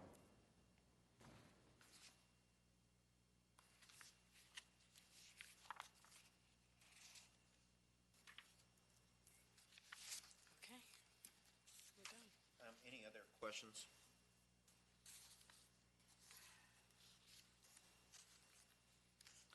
No, I'm just reviewing in detail the statement of justification and the staff analysis, because this is a variance, which is Higher standard. a higher standard.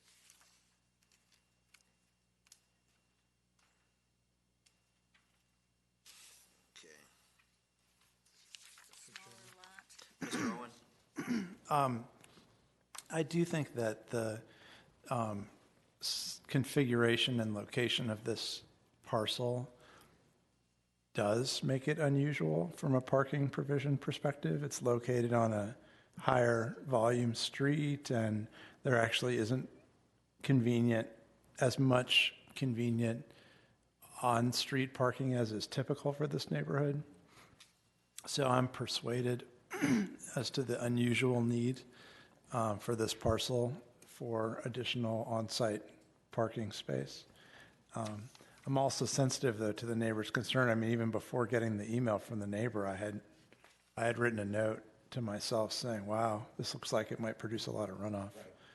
So, so I think my inclination would be to approve a variance, but with a requirement for runoff mitigation. Is that in the form of pervious pavers? Probably. Can you annotate the staff report's proposed resolution? I have something in mind, but I'd rather know where my colleagues are before I make a motion.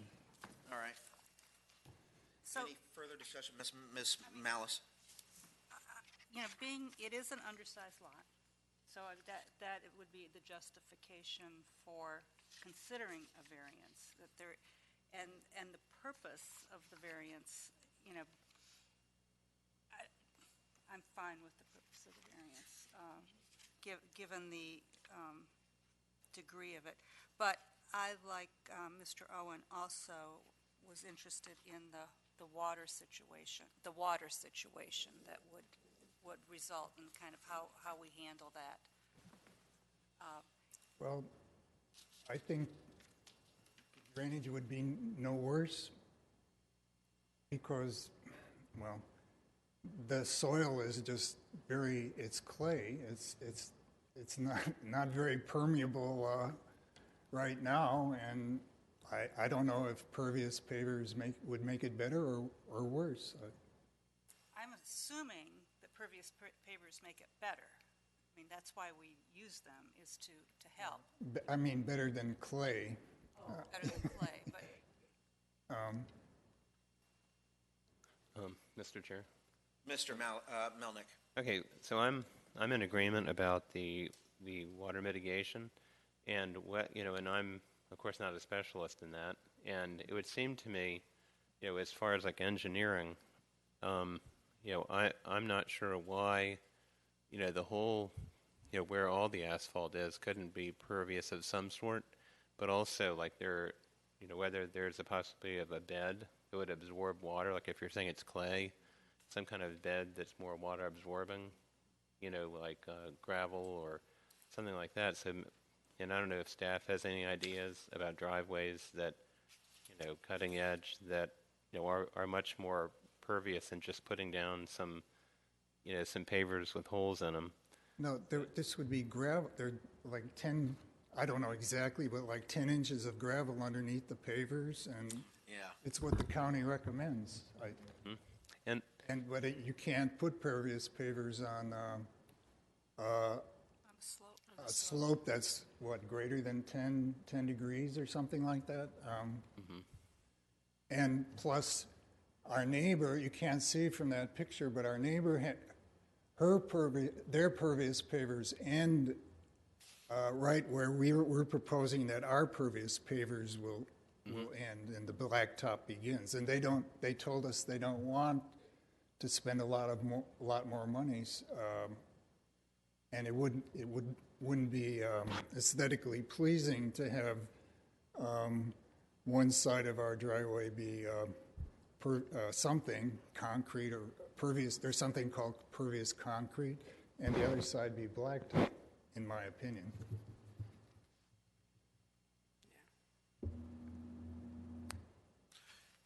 So, where are we with language for the conditions to? Mr. Chairman, I move that the Board of Zoning Appeals adopt the attached proposed resolution approving variance V-11352-18-VA-1 with the additional condition applicants agree to construct all new driveway elements using pervious pavers, except that the applicants may construct up to 120 square feet of impervious material. But up to 120 square feet of impervious.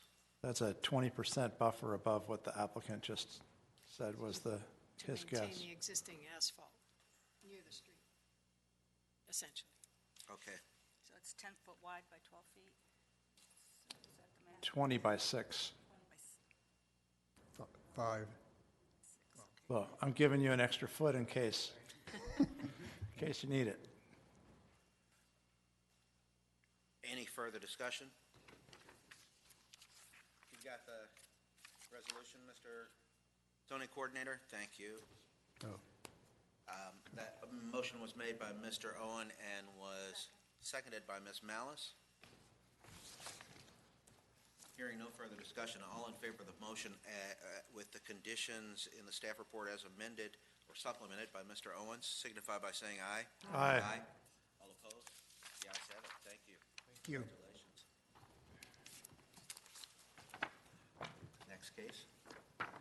Case V-113-18-UP-1 is a use permit request by Natalie A. Carr, owner, to permit a setback of 19.6 feet from the 19th Street South right-of-way to a landing and a canopy instead of 21 feet as required, and to permit a setback of 8.3 feet to the wall, 7.3 feet to the eaves of the two-story addition instead of 25 feet to the walls, 21 feet to the eaves as required from the 19th Street South right-of-way, and to permit a setback of 18.3 feet to the rear deck instead of 21 feet as required from the 19th Street South right-of-way regarding a new landing, canopy, two-story addition, and rear deck on a corner lot in the R6 zoning district, premise known as 1900 South Randolph Street.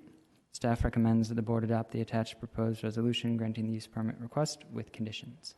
Thank you very much. Any questions of staff? Hearing none. The applicant. Welcome. Anything to add? Good evening. My name is Natalie. I'm the owner of 1900 South Randolph. I will admit this is the first time I have ever taken part in the zoning process. Thank you for considering our application, and thank you very much to the zoning staff that helped us get this through. We honestly would not have been able to do that without their support. I'm not an engineer, I'm not an architect, so I probably won't be able to go into the technical specifications, but I'm here to answer any questions if you have them. I believe, Mr. Owen? I'm sorry, Mr. Chairman. That's okay. Just a question for staff while you're here. So this application, I believe, was, the packet is different than we got for the previous version of this meeting, right? There's new neighbor feedback? Yes, there's additional feedback that came in, I think, that would have been a supplemental material for the March, but got included because we had the delay. Okay, thank you.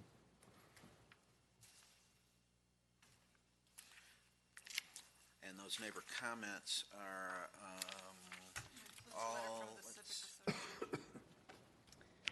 or does staff receive a letter? Okay, and the Douglas Park, okay, all right. Any further questions of staff and or the applicant? Mr. Chair, No, Mr. Melnick, I'd like to make a motion. I'd be pleased to take your motion. Okay.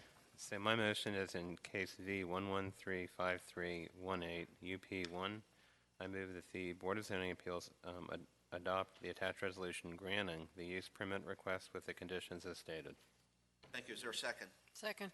Thank you, Ms. Freshman. Moved by Mr. Melnick, seconded by Ms. Freshman. Any further discussion? Only that I think it's going to be fabulous. Thank you.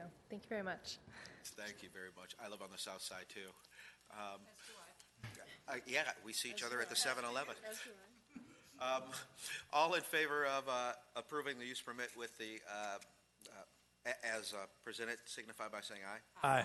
All opposed? The ayes have it, and the matter is adopted. Thank you. Next case. Case V-11354-18-VA-2 is a variance request by Roger Ramirez, the owner, to permit the construction of a new single-family dwelling on a lot that has 50 feet instead of 80 feet as required, regarding a new two-story single-family dwelling on an interior lot in the R10 zoning district, premise known as 3644 North Vermont Street. Staff recommends the board adopt the attached proposed resolution approving the variance with conditions. Thank you. Questions of staff?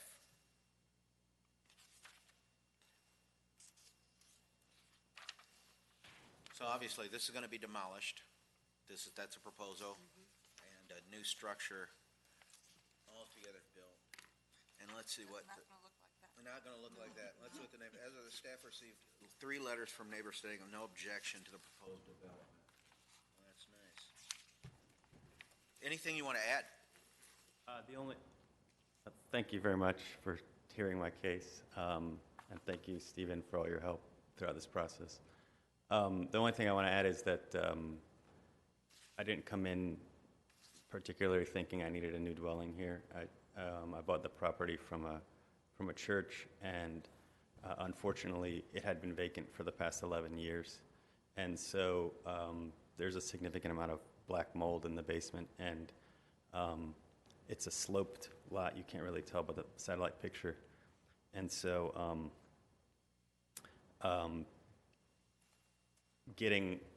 so as well as the mold, there's a large overgrowth of ivy in the backyard, so it's very unsightly. But getting large equipment back there to clear out the yard, as well as remediating all the mold, would just be very costly as well. The existing structure is non-conforming as is because the attached driveway is only a foot off of the neighbor's lot. So the neighbor to the right was actually quite pleased with the new proposal because we're reducing the setback there. So that's why we're going for the full rebuild. Thank you. And you are Roger Ramia, the member manager, owner of Rush Development, LLC. Correct, Solo. yes. Yes. Thank you. Any questions of the applicant? Any further discussion? Matters with the board. Mr. Speaker, Ms. Freshman. I move the Board of Zoning Appeals adopt the attached proposed resolution approving variance V-11354-18-VA2. Subject. Thank you, Ms. Freshman, and thank you, Ms. Malice, for the second. Any further discussion? Hearing none, all in favor of adopting the motion granting the variance in this case signify by saying aye. Aye. All opposed? The ayes have it. The variance is granted. Congratulations. You can stay up here. Yeah. Next case, V-11354-18-UP1 is a use permit request by Roger Ramia, owner, to permit a setback of 10.2 feet to the wall, 8.2 feet to the eaves of a two-story house instead of 16 feet to the wall, 12 feet to the eaves as required from the right adjacent property line, and to permit a setback of 6.2 feet to the areaway and window well instead of 12 feet as required, and to permit a setback of 5.4 feet to a planter box instead of 12 feet as required, and to permit a setback of 6.3 feet to the chimney instead of 6.5 feet as required from the left adjacent property line, and to permit an aggregate setback of 16.5 feet instead of 24 feet as required regarding a new two-story single-family dwelling on an interior lot in the R10 zoning district, premise known as 3644 North Vermont. Staff recommends that the board adopt the attached resolution granting the use permit request with conditions. Thank you very much. Any questions of staff, as this is the companion use permit for the variance that was just granted? Hearing none, any questions of the applicant? Mr. Chairman? Mr. Owen? I didn't see any feedback from your neighbor directly across the street, 4429, I guess 36th Street. Yeah, so. That's the corner lot across the street from you. Satellite, yeah, it's on the. Can you talk about your outreach to that neighbor? Yeah, so I did outreach to all of the neighbors. I didn't receive responses from everybody. I did get the two adjacent, but then I followed up with that particular neighbor because I knew that you guys look specifically. And he originally said he was not in favor of new construction there. And so then I followed up and asked why, and he said he's working with the other neighbor to come up with reasoning. And the other neighbor apparently used to be a builder in Arlington. And so I reached out to that other neighbor directly, and we had an email correspondence, which I did not submit, but I can. And he said, he asked for my plans and plat and everything, and I gave it to them, and then he said, I think what you're proposing, this was back in October, he said, I think what you're proposing to do is a little too far forward, close to the street, and you should move it back. And you should also consider putting the driveway in the back of the property. And so I'm sorry, the garage in the back of the property, because it's such a narrow lot. And I said, okay, I'll take that into consideration. So I sent that feedback to my architect and my engineer, and we did move the plot back 15 feet from our originally proposed plan. And we did look at putting the driveway in the rear, but the problem with that was we were going to blow our coverage limit, and we were asking for setback variances, so we said we might as well just do what we're planning, which is put the the garage underneath. And there's many houses in that neighborhood with the driveway, with a garage underneath, and we felt like it wouldn't be that weird to have a garage underneath. Are you proposing that the front of the house that you're building be in a different spot than the front of the house is now? Right wall? now, no, not anymore. We were originally, and I think that was the reason why the neighbor was kind of not in favor of the plan. But we've since moved it back significantly, so now I believe it's exactly where the current house starts. Thank you. Yeah, thank you for that candor. Any further questions? Matters with the board. Mr. Chairman, Ms. Freshman. I move the Board of Zoning Appeals adopt the attached resolution approving the use permit V-11354-18-UP1, subject to the conditions listed in the resolution. Second. Thank you. Motion made by Ms. Freshman, seconded by Ms. Malice. Any further discussion? Hearing none, all in favor of granting the motion signify by saying aye. Aye. All opposed? The ayes have it. The matter is granted. Thank you very much. Thank you so much. Next case is case number V-11355-18-UP1. It's a use permit request by Brian O'Flaherty and Tracy O'Flaherty, the owners, to permit a setback of 18.8 feet to the wall instead of 25 feet to the wall as required from the rear property line, and to permit a setback of 18.25 feet to a landing and canopy instead of 21 feet as required regarding a rear two-story addition where a non-conforming one-story wall previously existed, and where a second-story addition was approved by right before the first-story wall was demolished in air, in the R6 zoning district, premise known as 5132 23rd Road North. Staff recommends that the board adopt the attached resolution granting the use permit request with conditions. Thank you very much. Any questions of staff? Hearing none. Either Brian or Tracy O'Flaherty. Welcome, Brian. Anything to add? Sorry, board. I'm actually Mark Cerny. I had to fill in for Brian O'Flaherty. He's the owner, and he was not able to make it. I was the architect for the project, so if you have any questions, I can answer those for you as well, and I can fill out a speaker form if you need me to as well. Yes. Okay, that's good. We need a slip from you, a speaker slip. You're Aaron Eichelman?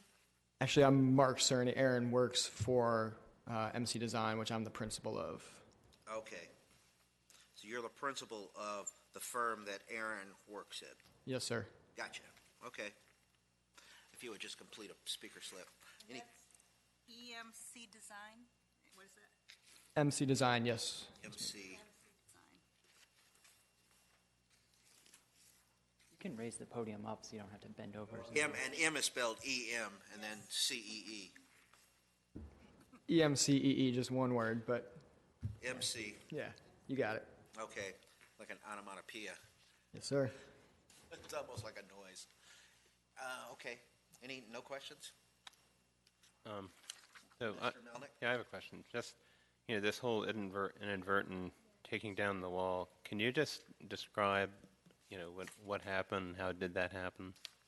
So I wasn't actually there at the time when it happened, but from what I heard from the contractor, it was the result of trying to get equipment by, and as they were demolishing part of the existing structure, the corner was unable to be, was not stable enough to stand. And then when the inspector came out to actually inspect it, he requested that it be rebuilt new and that we submit that as a permit revision. While it was submitted for a permit revision is when zoning flagged and said you would need to get BZA relief for this. Mm-hmm. Okay. So part of the existing structure is still there, but there is a portion of it that did not remain during the construction. Okay. Thank you, Mr. Melnick. That was helpful. Okay. Do you know why it was non-conforming? Ms. Mellis? I'm sorry. No. Why it was non-conforming? Is it? For rear yard setback.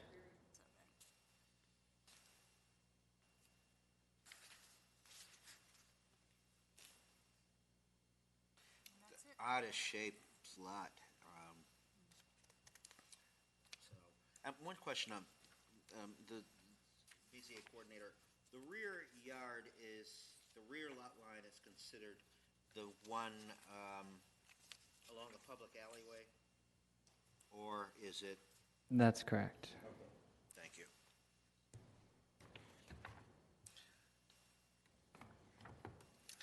Matters with the board?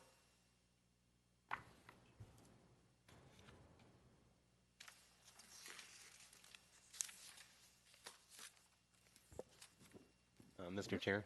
Mr. Melnick? I have no problem whatsoever with the plan. So in case V1135518 UP1, I move that the Board of Zoning Appeals adopt the attached resolution granting the use permit request with the conditions stated. Second. Second by Ms. Freshman. Motion made by Mr. Melnick. Any further discussion? Hearing none, all in favor of granting the use permit in this case signify by saying aye. Aye. All opposed? The ayes have it. The matter is granted. Thank you. And if you would complete that speaker slip, appreciate it. Next case. Case number V-11356-18-UP1 is a use permit request by Peggy Johnson, the owner, to permit a setback of 2 feet to shed C from the rear property line instead of 10 feet is required and 5.1 feet to detached shed C from North Kenilworth Street right-of-way instead of 25 feet is required regarding a storage shed whose location was permitted to remain by the BZA until December 31st, 2017 in the R8 zoning district, premise known as 5620 19th Street North. Staff recommends the board adopt the attached alternative resolution denying the subject use permit for shed C. An alternative resolution has been added in case the BZA wishes to allow shed C to remain for a period of 10 years. Mr. Chairman, Mr. Owen. I have a question for staff. How did this item come forward? This item originally was brought to the board in 2012 based on a complaint at that time for multiple sheds in the rear yard. At that time, 2 of the sheds were approved outright. One was given a approval that expired December 31st, 2017. I believe that the zoning inspector who originally received the complaint and tracked the case back in 2012, put a calendar reminder on his calendar for December 31st, 2017. And when that day passed, he went out, re-inspected to see if the shed had been removed by that time. It had not. He informed the neighbor they would need to go back to the BZA to get additional approvals. Thank you. I remember this case. It was the CPA whose records had to be preserved. Mr. Okay. Chairman, I have an additional question. There's an unsigned, undated letter in the packet from someone named Peggy Johnson with the reference case number 104070 written at the top. About when was that letter submitted? Is it part of the current application? It's the applicant. It was submitted in 2012 as part of the original application. In meeting with the applicant, I recommended to her that we just use the application that was made in 2012 and amend it for the correct dates, and now 10 years that she's kind of requesting that the shed be allowed to remain. It's updated or changed? It's, yes. By hand. Yes, yes, I think I know what sheet you're talking about. And Yeah, that was, we met at that time. Yep. Or altered or handwritten, it was wiped out and handwritten in. Correct. That was part of the staff report from 2012 that the applicant resubmitted as part of her new updated application with the date 1/22/18 after we had met. Right. Oh, also, I should note that there is supplemental material that the applicant handed me at the beginning of the meeting that I can pass around. Good. Additional letters of support. Actually, when I got those signed, and I would, Hold on. Any further questions of staff? Just one copy of the additional letters? Yes. Okay. There's a lot of them, and it may take a little while to figure out who's who. He's got a stack of letters, but he only has one copy. Letters of support. well, actually, one of the guys, Now, and you are Peggy, Peggy Johnson? Yes. The applicant. Yes. Welcome. thank you. I might go back, Staff report, though, right? Recommendation of staff? no, Have you seen today's staff report? No. Okay, you might want to pick it up on the table over here and look at the recommendation. Your name is right on in that applicant section. Right on top. Stephen says it's the last one of the stack. Thank you.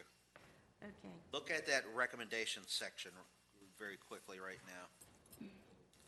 Clock is not running, so you're okay. Recommendation, what page? Right on the cover, it says recommendation.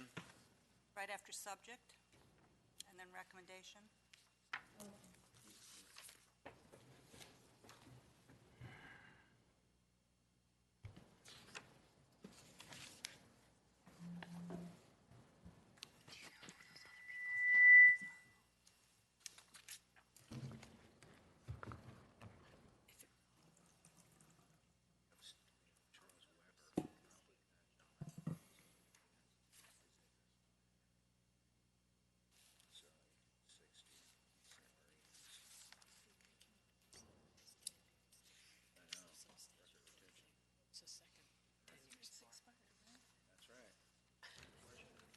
On the one that they said was a shed, Okay, Let's go.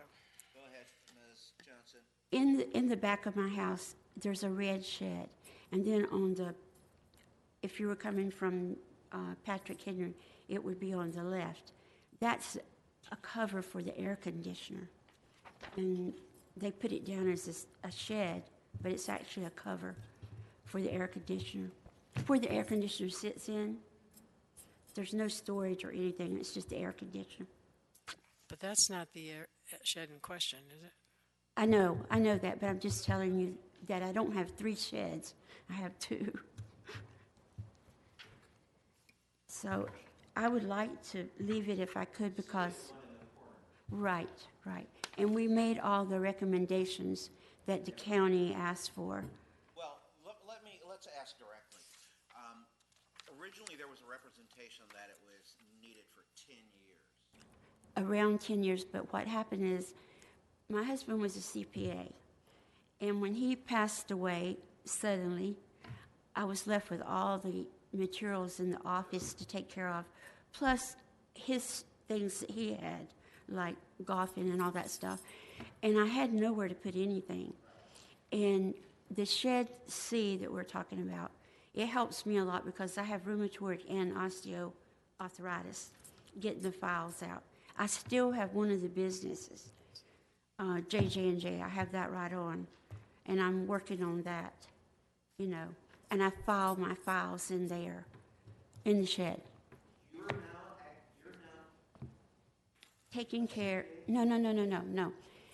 JJJ is a real estate where it's rental. I rent the property, and that was left. We didn't sell that. Okay. But And she's using it for storage of those?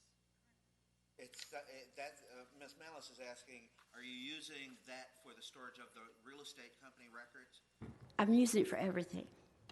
It's a total of everything. Mr. Chairman, could I get you to turn your microphone back on? Thank you. Thank you. I'm sorry. I have no other storage. If I buy storage or going to pay for storage, it costs me so much I can't afford it, you know.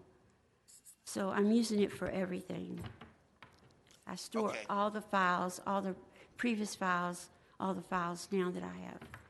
Well, those that you're legally required to retain of your late husband's,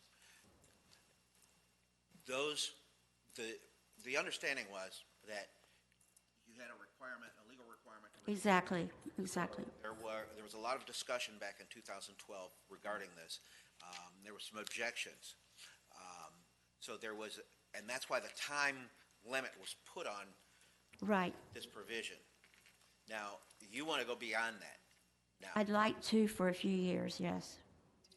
but if it was 2012, you're not at 10 years yet. No. So what's preventing you from eliminating those things, those records that you don't need? I can eliminate the records, true, but I have other things of his that I've stored in there also. You know, it's mostly all the stuff in there is stuff that he had that I don't want to, I'd like to hang on to, you know. Well, but the representation was just made that it's also for JJJ Real But Estate. no, what I'm saying is now I kept that business. That was his also. But that one we kept, and I'm still working on that, you know. So Retention rules don't apply to that. some of them are still there, yes. See, he was in other things other than just accounting. I guess we didn't make it completely clear. I wasn't in any frame of mind to make it clear. But, you know, if it can be extended, I would appreciate it very much. Ms. Malice? I know, I almost said it, I almost did the same thing. We have a speaker, right? We do have a speaker. Let's hear from the speaker. And then. So this is 5 years premature? If you completed your presentation right now? Yeah, I just... We do have a speaker. Charles Weber of 1860 Patrick Henry Drive. 1860, right here. Welcome. Thank you. Thank you for this opportunity. As you can see by the photographs, this is now the third shed that has been built in the backyard. Shed B at one time housed a Ford Mustang. It was the red one. That Ford Mustang has since been pulled out of the driveway, so as far as I can tell, being the next door neighbor, Shed B is now empty, so could be used for, I guess, Shed A. It's the red one, that one. That one is now empty because it used to house a car. Shed C, under question, was built without permit, is built right on top of the property line, and it was also built around that flagpole. The flagpole could have been removed. The flagpole could have been moved completely, but instead the shed was built right on the property line around that flagpole. And so... Looking at your house? Pardon me? Is your house the? Your house is shown in the back? Our house in is the the one house- you see in right the there. photo, yeah. And you have an objection to this? Pardon me? Yes, he signed up to speak against the You have an request. objection to I'm objecting to shed C. Well, to extending, you do understand that it was probably a use permit was granted in 2012. Was it 5 years or 10? It's fine because it's expired now. Oh, okay, I'm sorry. Yeah, I misspoke earlier. We understood at the time that there was a sudden death of one of the occupants, and there was a need for emergency storage. We were very sympathetic to that, but now here we are 5 years later. We feel like it's time for shed C to be removed. Okay, Mr. Chair? thank you, Mr. Weber. Mr. Melnick? Sir? Oh, I have a question for you. We've got a question. Yeah, just, just for our purposes, because one of the standards, for, that has to be met here is would the proposal be detrimental to the public welfare or injurious to property or improvements in the neighborhood? So just as succinctly as you can, how would this be injurious to you or detrimental? What would... The only detriment is having to look at 3 sheds in the back of the house that, when does number 4 pop up? Okay. All right, thank you for coming. Ms. Johnson? Let me tell you that the red shed in the back, there has never been a Mustang in it, and it has my lawnmower and that stuff in it. He's very wrong on that. Well, we're not dealing with the red one. No, you're dealing with the other one. The white one. But We're dealing all, only with the yellow one. exactly, all the people that I went to their homes and asked them about my shed, was it a bother for them? Did they feel like that it would cause an accident? Was there anything wrong? Most of the people said, no, I don't have any problem with it. Well, actually, all of them that I have names on, they all said it was fine, And they said, we don't even notice it when we go by. Now, I have trees along the outside of the fence. You cannot even see that shed from driving down the street. Did you speak to Mr. Weber about it? Mr. Weber doesn't talk to me, or his wife doesn't talk to me, and let me tell you, I have tried to be very nice to them. They let weeds grow up on everything, and I have arthritis. It's hard for me, but I pulled it last year, but I can't pull it anymore.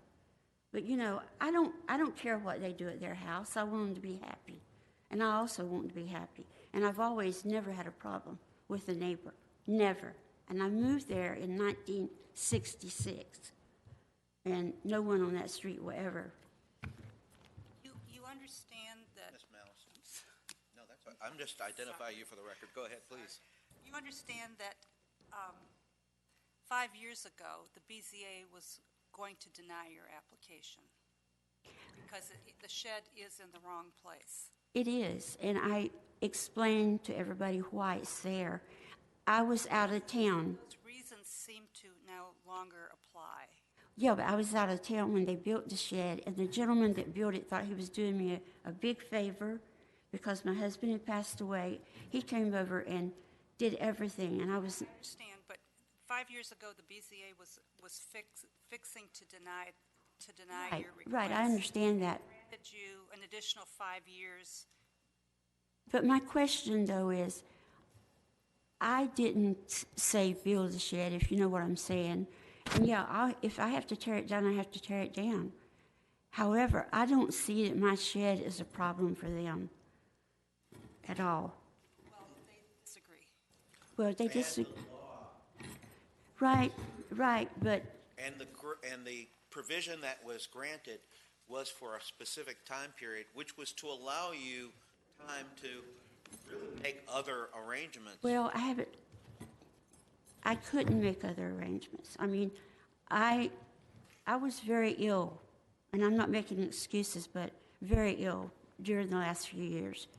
And I was glad to have the shed that I could go out and pull something if I needed to pull it, But, it's whatever y'all decide, but I wish I could, leave it. So. Well, these are never easy decisions. Well.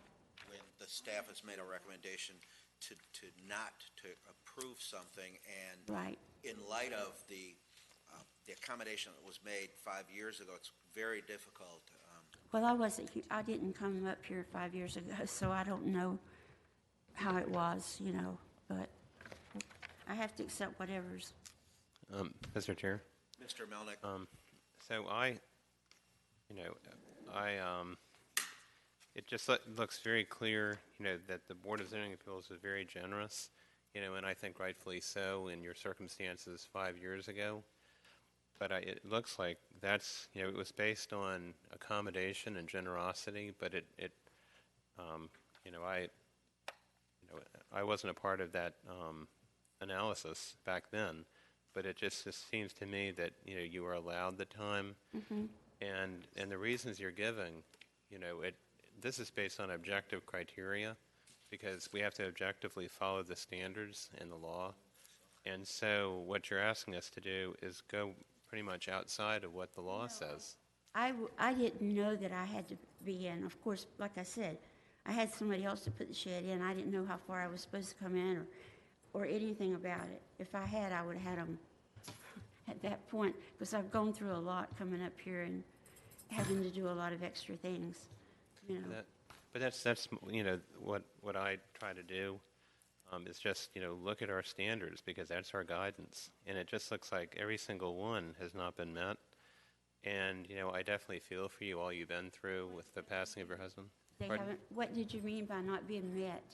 Oh, there's quite a few standards here for the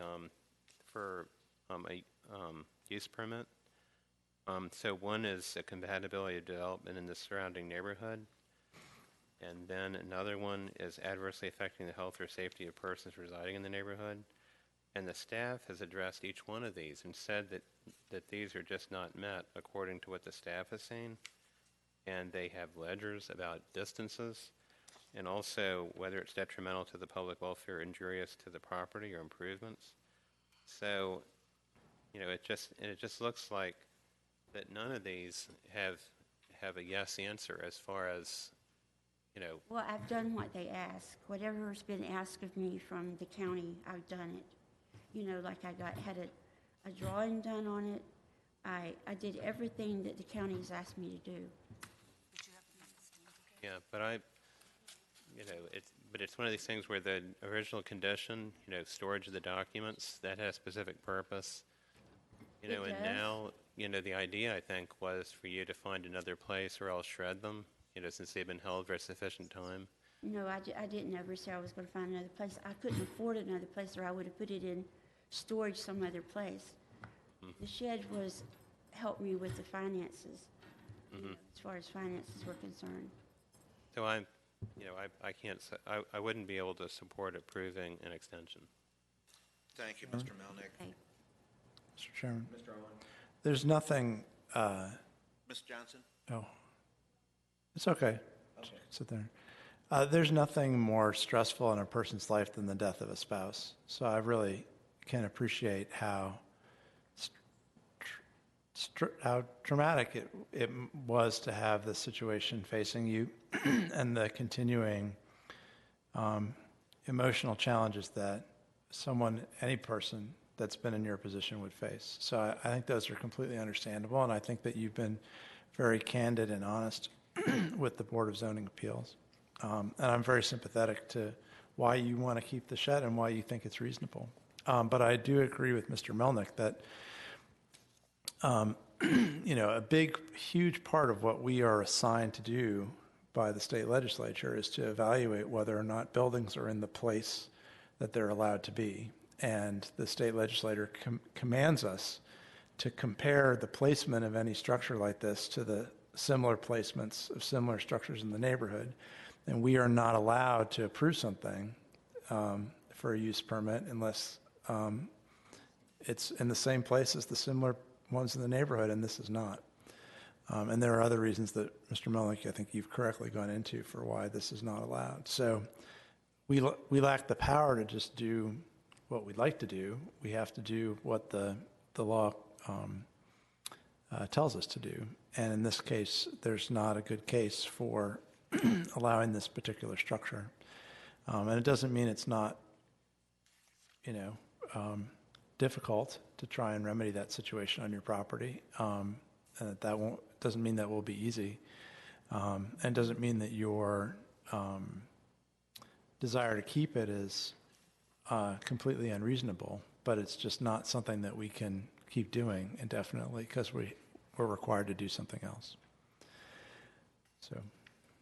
Thank you, Mr. Owens. This matter is with the board. Chair would be happy to entertain a motion. Ms. Malice.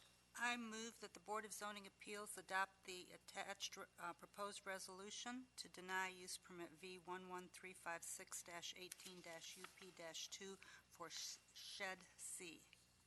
Second. And in the resolution, there is you denied, there's been a motion made and seconded to deny, made by Ms. Malice, seconded by Ms. Freshman. Is there a time for when this has to be effectuated? Is there 6 months? That could be included.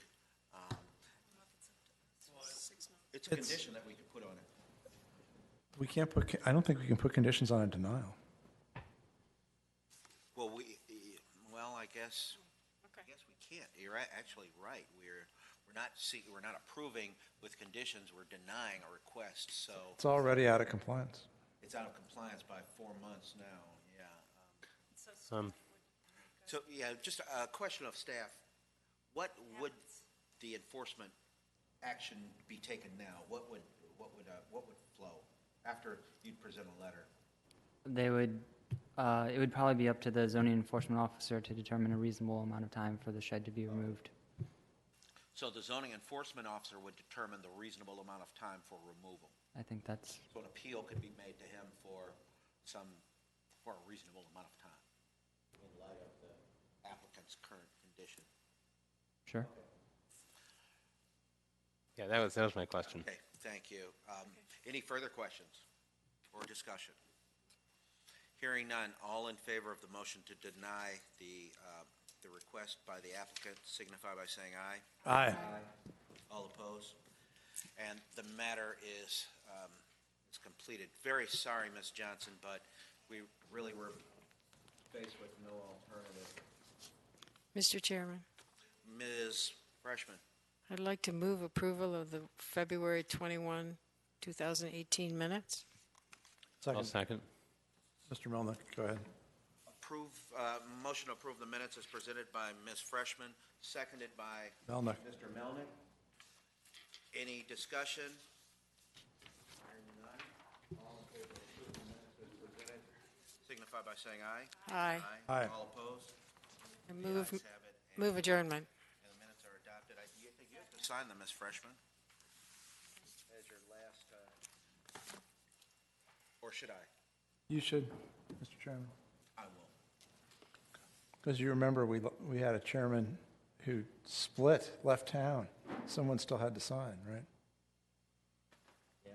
Right? It's the person in power who signs. You want me to sign where my name is or no? No, I guess I should. I'm currently the chair. Okay, use your pen. I didn't even bring a pen. Because I thought that these were, Next week, facing us. sorry, Ms. Freshman. Do you want to sign it also? No. Everybody can sign. Absolutely don't want to sign. Okay, there was a motion to adjourn made by Ms. Freshman and seconded by Ms. Malice. All in favor of adjourning, signify by saying aye. Aye. Aye. All opposed, the ayes have it, and this meeting is adjourned. Thank you very much, everybody.